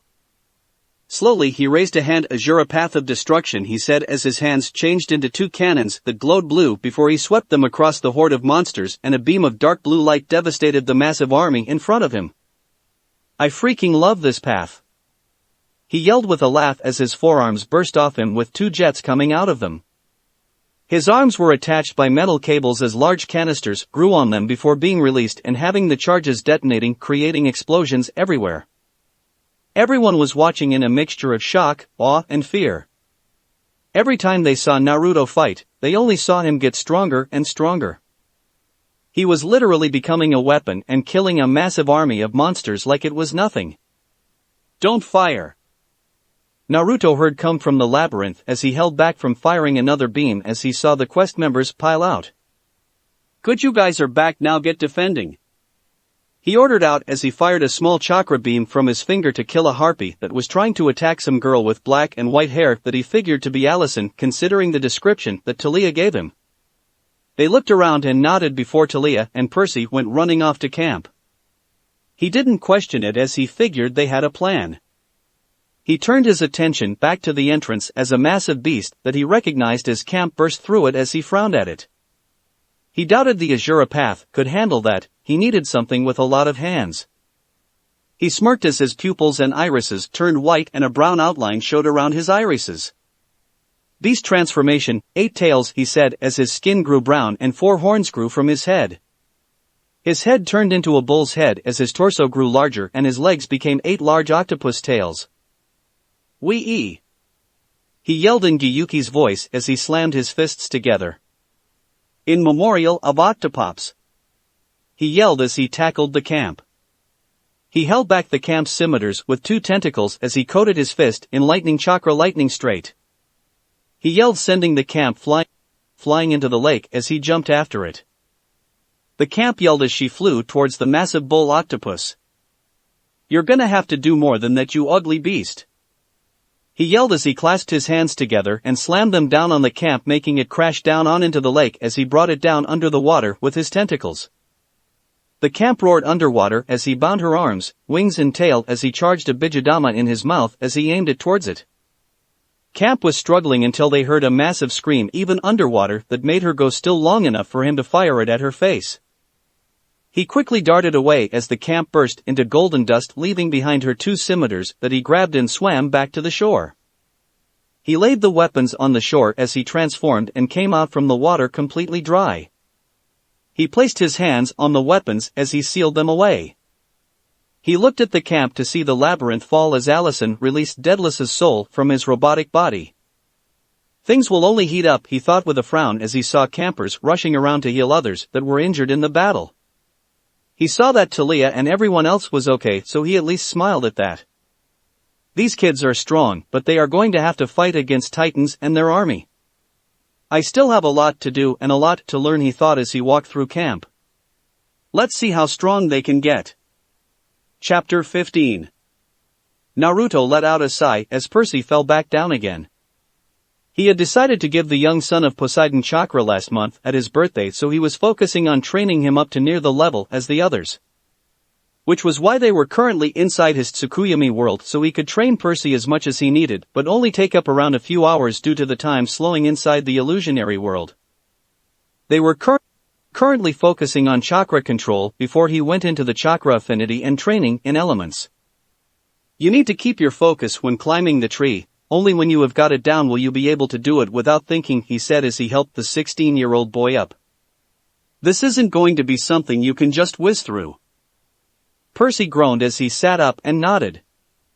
He knew the moment he accepted training from Naruto it would be difficult if not painful, though so far he has only seen the difficult aspect. Come on Percy, we are staying in here for as long as we need to so you can fight with chakra and not make me have to worry about you in the battlefield, he said as Percy took up running up the tree he had formed for him to use as practice. Tsukuyami was very useful at training, even more so than his Kamui pocket dimension, since they could be training in here for years and only have a minute or two pass in the real world since he had near infinite reserves to keep it going and his control was perfect. The only downside of the technique was he couldn't train Percy's body, only teach him techniques and skills. Plus, no need for rest or food while training. He was generally impressed at Percy's progress so far. Only a day or so had passed and the boy nearly had his chakra control exercise down, and that was with Percy's large chakra reserves. Naruto meditated as he connected the mental link to his grandfather Shinju. You ready for the coming battle? He asked with a slight frown. There was a slight rumble before, of course Naruto, any chance to be able to be free again and kill some monsters is something I've been waiting for, Shinju said with a massive smile, plus being able to see your grandmother again is always a good thing. I still wonder how the Greeks will react to me being Shinto and all, he said with a chuckle. He knew most of the gods were fine with him being in a different pantheon, he was just curious to how Hera might react to it, though the Queen of Olympus had changed a lot since he met her and he had a feeling she would fine with it. He was brought from his musings as Percy fell down again from the tree. He let out a chuckle as he stood up. Get up and keep going. You asked for this, he said with a smirk that sent chills down Percy's spine as he quickly got up and ran back up the tree. He had a good feeling that Percy would be a good and interesting student. Roughly 2 months later, in Tsukuyami realm. Naruto smiled as he dodged a jet of water as Percy fired it at him. Percy had some very unique affinities. Not only did Percy have the natural water affinity that was to be expected, but he also had lightning, yin and yang affinities. The lightning, he figured, was something that came from Poseidon recently becoming the god of lightning. Percy was even able to form storm, brine, and wave secondary elements. His storm release was different than Talia's as it seemed more like electrified water than Talia's stronger lightning-based storm. He couldn't use his lightning element alone, only as an additive to create the storm release.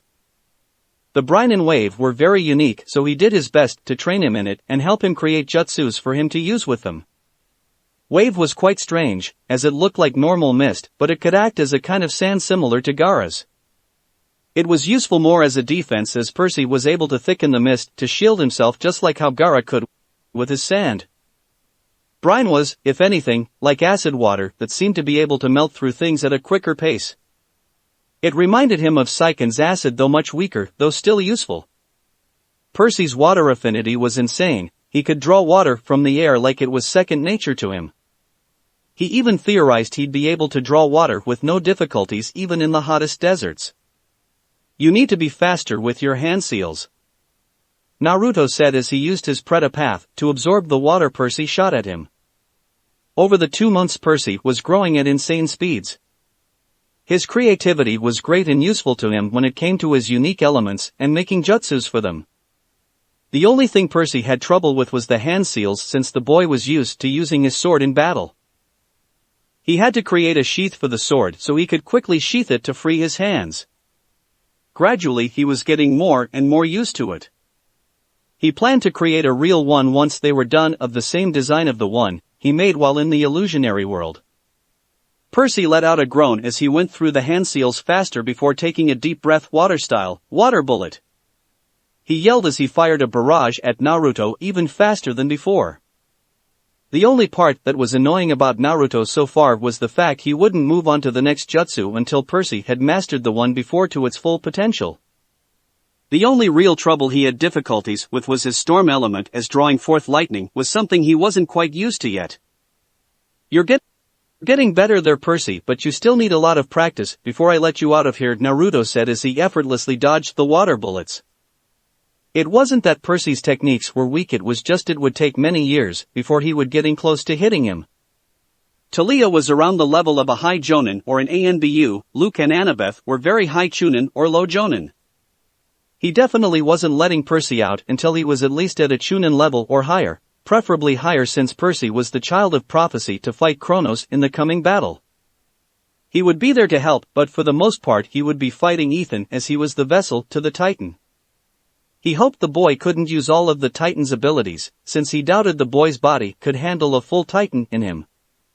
The only reason he was able to handle his primordial of a grandfather being in him was because he had had his largest fraction, Kurama, in him since birth.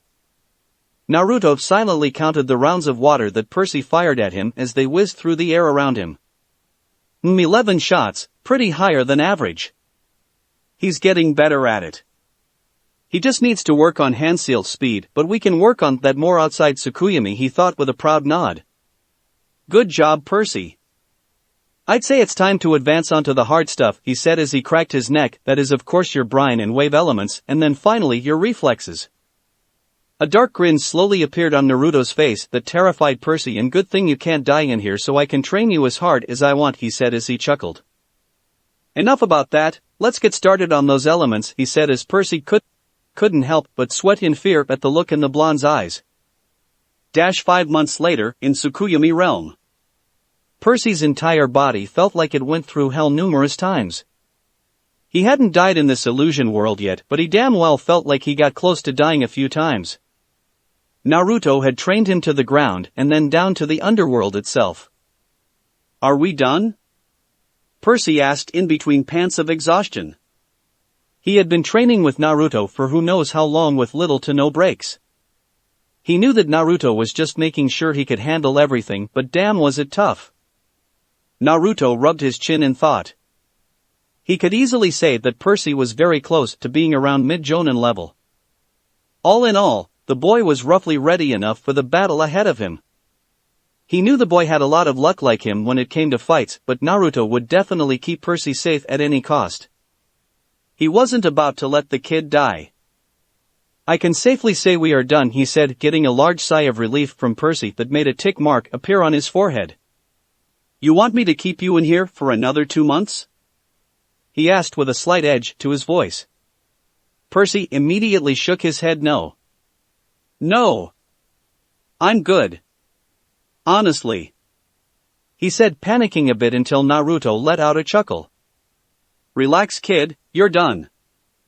Outside of this realm I want you to keep training and getting stronger, he said as he smiled down at Percy.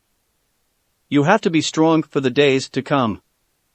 You are a child of prophecy, and take this from one to another, that as long as you are strong and fight to protect those most precious to you, and there won't be anything that can stand in your way, he said as Percy smiled and nodded as the world faded around them. Real world. Naruto caught Percy as he fell down from mental exhaustion. It's okay, Percy, just a little mental feedback from the 7 or so months of training in Tsukuyomi realm, he said as Percy nodded. He summoned a clone. Go and rest, Percy, you desperately need, considering what is happening in the coming days, he said as Percy went off with the clone, and he made sure the clone would create the sheath for his sword later.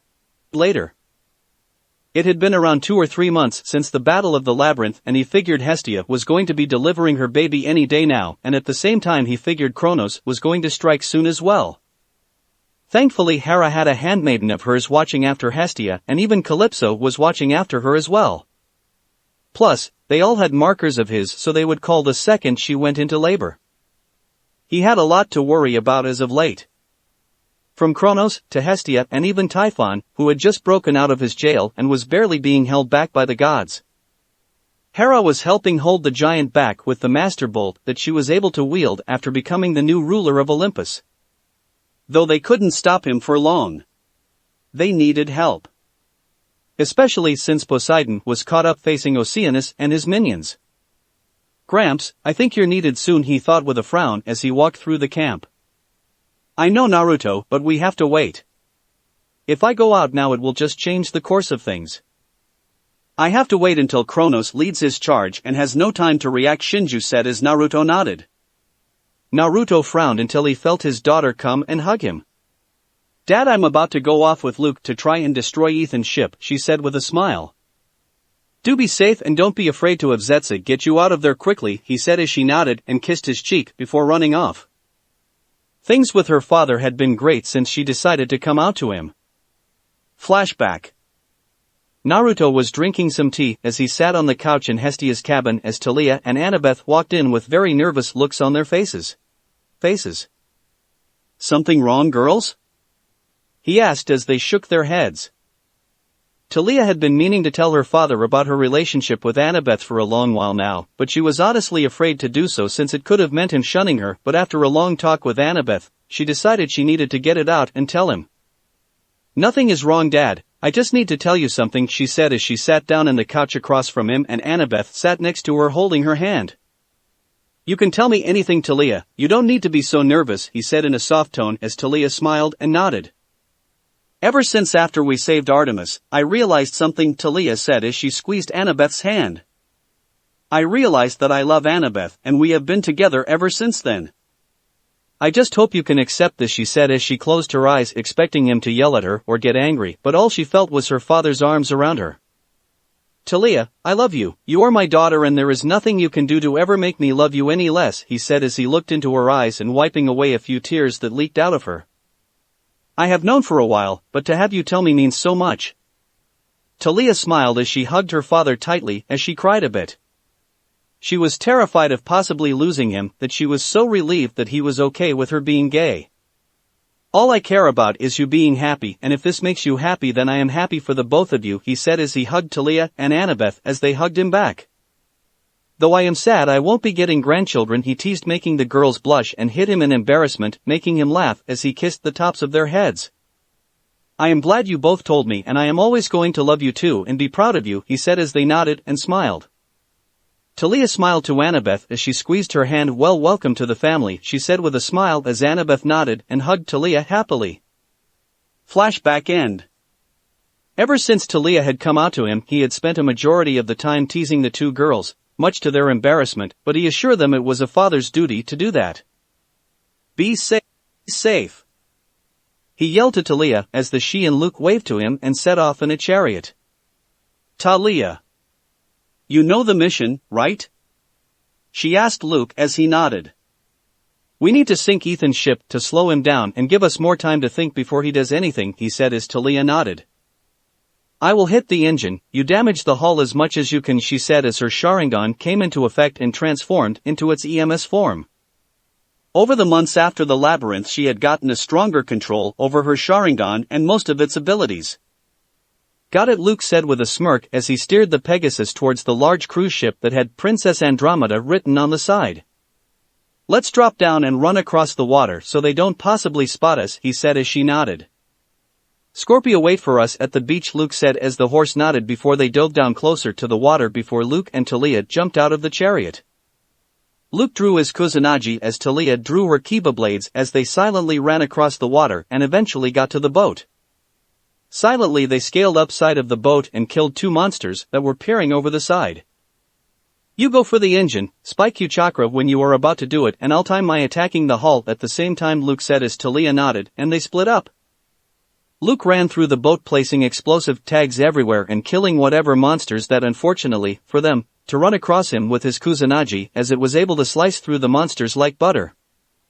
He continued to run through the hull, not hiding his presence since he needed to somewhat draw attention to himself to keep anybody from going to the engine. He was quickly brought out of his thoughts as he blocked an all too familiar sword. Ethan, or should I say Kronos? Luke asked as he narrowed his eyes and parried the demigod's strikes. Castellan, to think you could have been my vessel, Ethan said as his voice mixed with another that Luke figured to be Kronos's.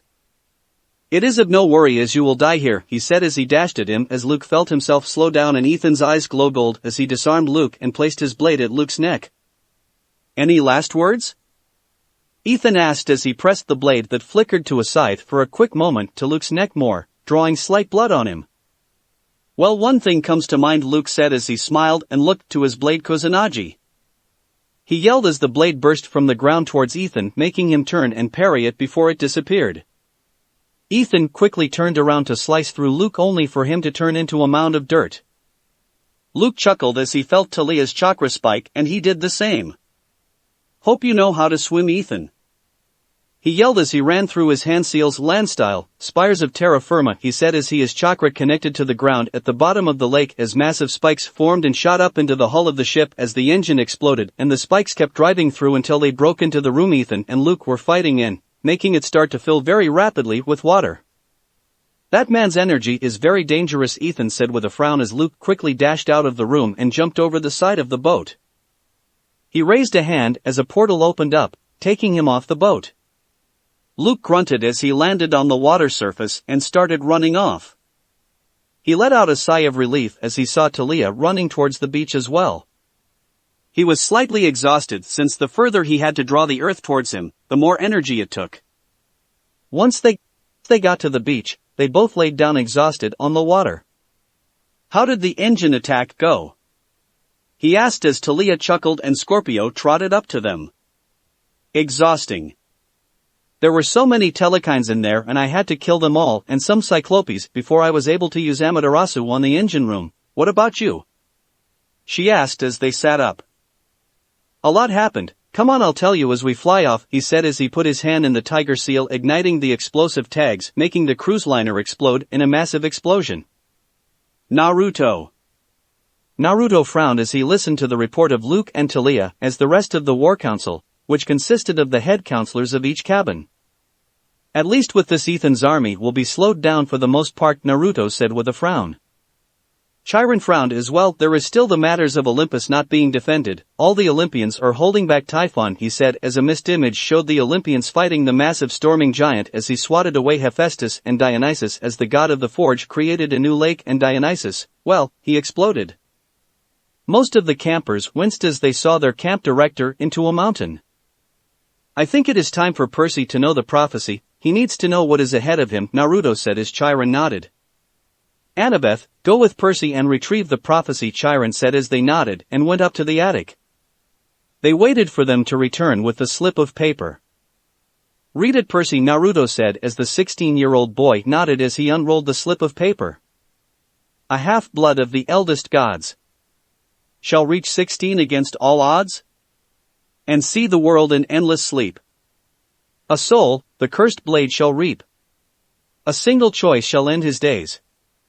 Olympus to preserve or raise.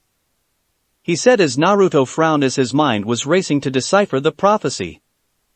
Do not worry about the lines, Percy. Everything has a second meaning and it will only do you bad to worry over it.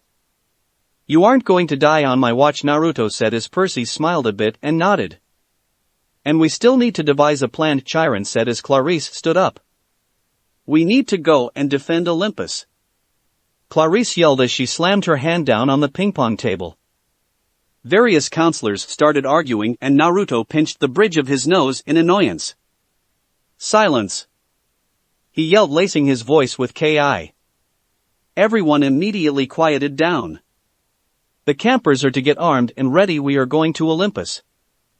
My wife is there and Hera did ask me to look after Olympus, but I needed to slow down Ethan at first before heading there. We are leaving in an hour, so get ready, he ordered as they rush off. Percy, stay behind, I need to ask you some things, he said as Percy nodded and looked to him. What is it? He asked, confused why he was held back. Have you heard anything from Grover after he left to travel and find more sanctuaries of Pan? He asked, since Grover having Pan's powers such as panic and control over nature would be very useful in whatever came up. Nothing since he left a month ago. I don't get anything, not even with the empathy link, Percy said with a frown. What about with your father? Last I heard he is still defending his palace over helping Olympus, he said with slight frown. I don't know. I tried talking to him earlier, but all I got was Tyson. I could try and visit, Percy said as he rubbed his arm nervously. Naruto nodded and handed Percy a Haration tag. When you are done, put that on your arm and I can summon you to me. Try and get him to help since the other gods need him a lot, he said as Percy nodded and walked off, deep in thought about something. Naruto frowned as he ran his hands through the hand signs before slamming his hands down. Summoning jutsu, fox contract, he said as a small black fox appeared at his feet. What can I do for you, Naruto-sama? The fox asked with a smile. I need you to take this letter to the underworld and to Hades. Hopefully he listens, he said as he strapped the scroll to the fox's back. I even explained everything about Zeus, so that should help. The fox nodded before disappearing into the shadows. Naruto ran his hand through his hair. He honestly wasn't looking forward to this battle, but he would be damned if he was going to let any of the kids die. Hestia was worried. She could feel something getting nearer and she was nervous since she was due any day now. It'll be okay, Lady Hestia, Calypso said with a smile. Lord Naruto is only a call away and all the animals are here to protect you as well, she said as Jigaku and Ryakan barked in agreement, making the pregnant goddess smile and pet the large dogs. I know, but I can't help but feel a lot is about to change, she said as she could see the storms of Typhon in the distance and streaks of lightning coming from her sister Hera, as well as she could feel the energy of her father getting nearer and nearer. Please, Naruto, finish this quickly so I won't be so afraid about giving birth, she thought as Mamoru and Shirzan nuzzled against her, making her smile. Thanks, you guys, she said as she pet the glass tank as Shimizu was rubbing against the side of it to show he cared, as well your father will make sure to protect us. I know he will, she said as she smiled at the horizon as she felt the baby kick. Camp.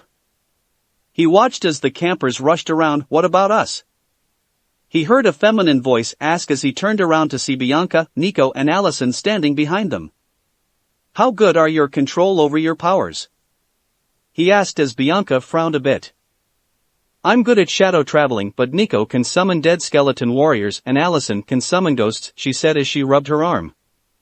Then I want Bianca to act as a messenger as you two focus on summoning reinforcements. You two kids are not to fight, he said in a serious tone as they nodded. Good, now help the others get ready, he said as they nodded and went off. How are we doing? Naruto asked Taliah as she walked up to him. We are just now ready to leave, she said as he nodded. Good, then off to Olympus, he said with a smirk. Strapped to each of his sides were 10 no Core Wahano and Yamato. He had his eyes active as he was fully ready for the coming battle. He marched with the rest of the campers as they made their way to Olympus. He could feel the energy of Ethan and numerous monsters making their way to Olympus. He had felt Percy's marker and quickly summoned him to them.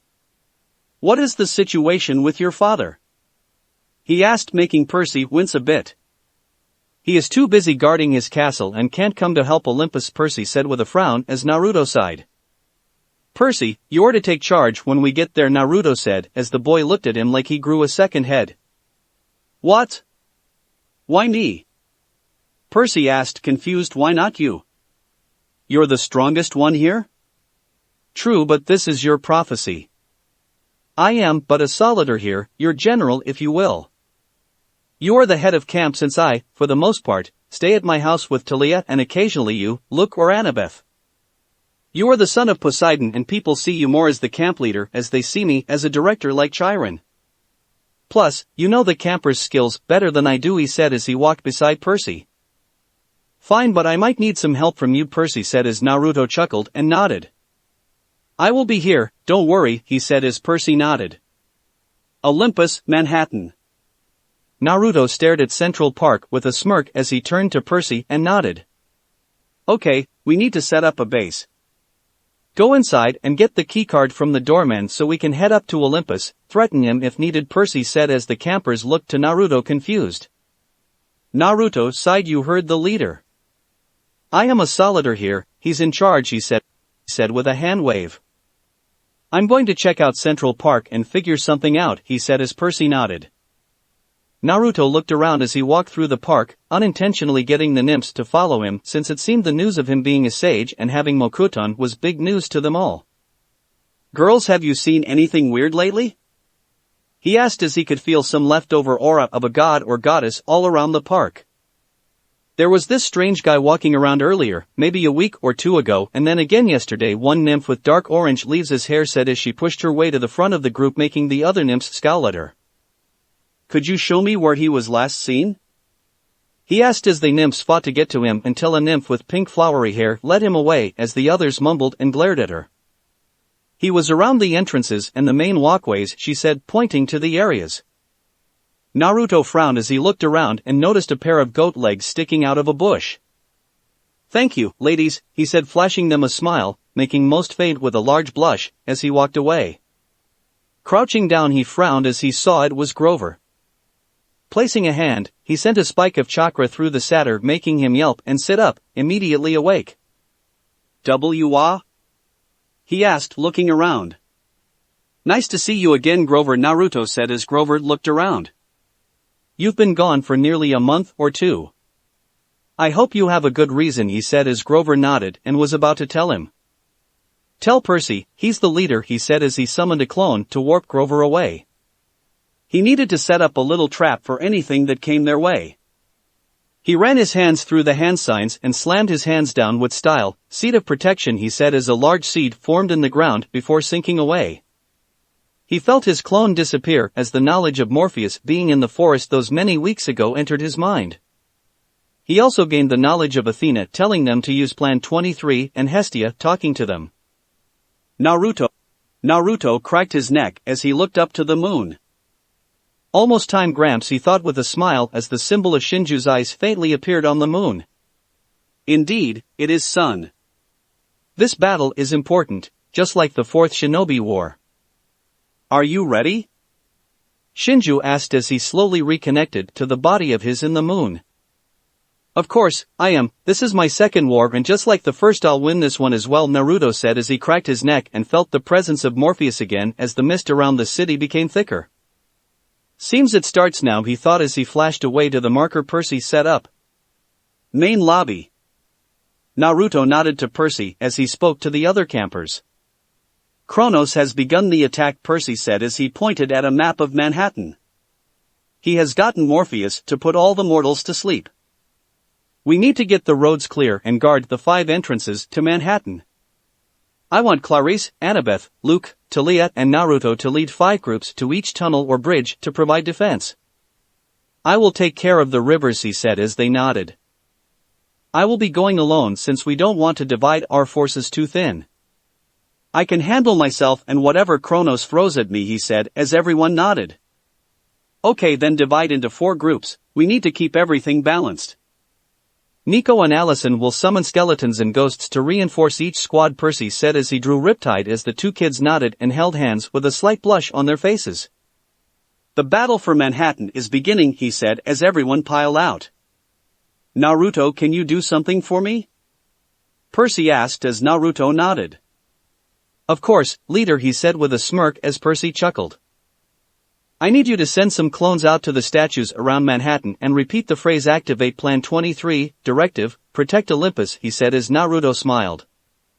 Of course, do you have a map of them and which ones you want activated? He asked as Percy handed him the map that had various red circles on it. Got it, Naruto said as he summoned some clones and sent them out. I'm heading to Williamsburg Bridge, you guys get the rest, Naruto said as he jumped off Olympus and went into a Shinju cloak to fly off. Bridge. Naruto frowned as he landed on the bridge. He chose this bridge as he felt the strongest energy coming from this direction. He suspected that Kronos might be coming from here, or possibly something strong would be here as well.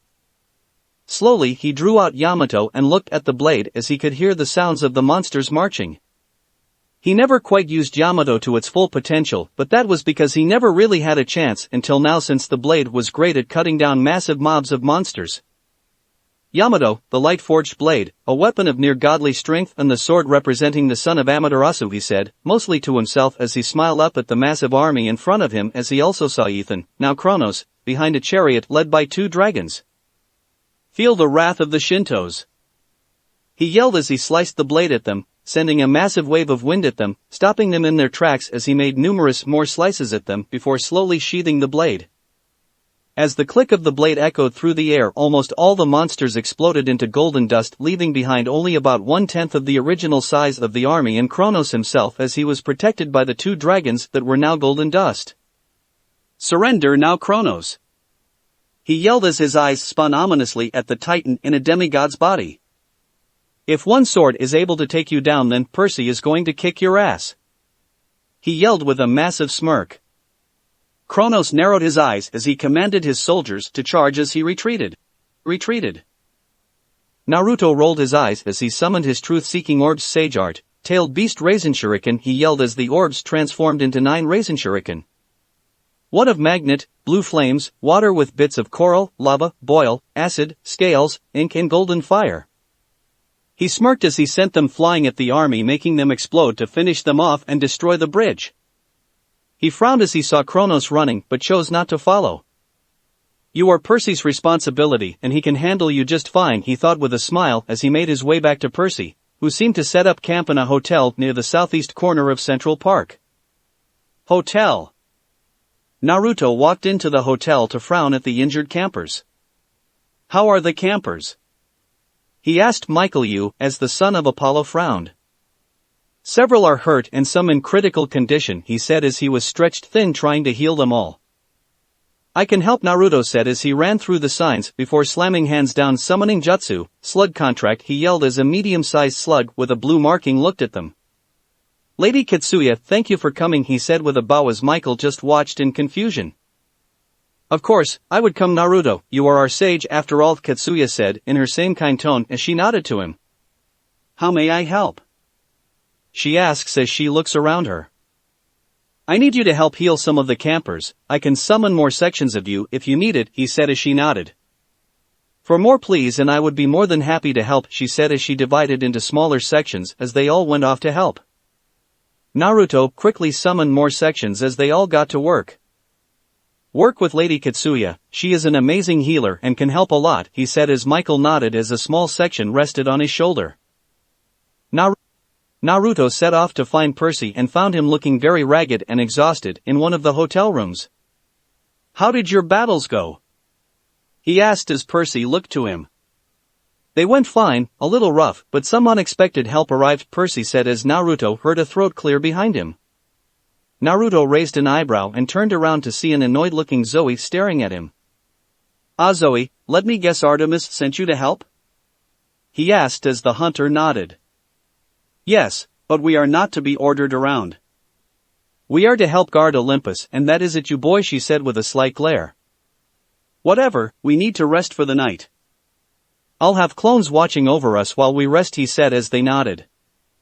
He sighed as he went outside and summoned a mist to make a call. Oh, Lady Iris, goddess of rainbows, connect me to Lady Artemis, he said as the image changed to Artemis as she struck Typhon with a blast of moonlight. Artemis. I need to ask you a favor, he said, catching her attention. Artemis was about to yell at Naruto for bothering her at an inappropriate time, but the serious look in his eyes told her it was important. What is it, Naruto? She yelled as she shielded Apollo with a wave of moonlight as he was weakened at night. I need your blessing to access the moon. There's something in it I need to release soon, and it will help you guys a lot, he said as she looked confused. She was confused until she saw his eyes change to their special form, making it click. You're letting the primordial out? She asked, shocked. Yes, it will be able to help you guys a lot. How is the situation? He asked as she frowned.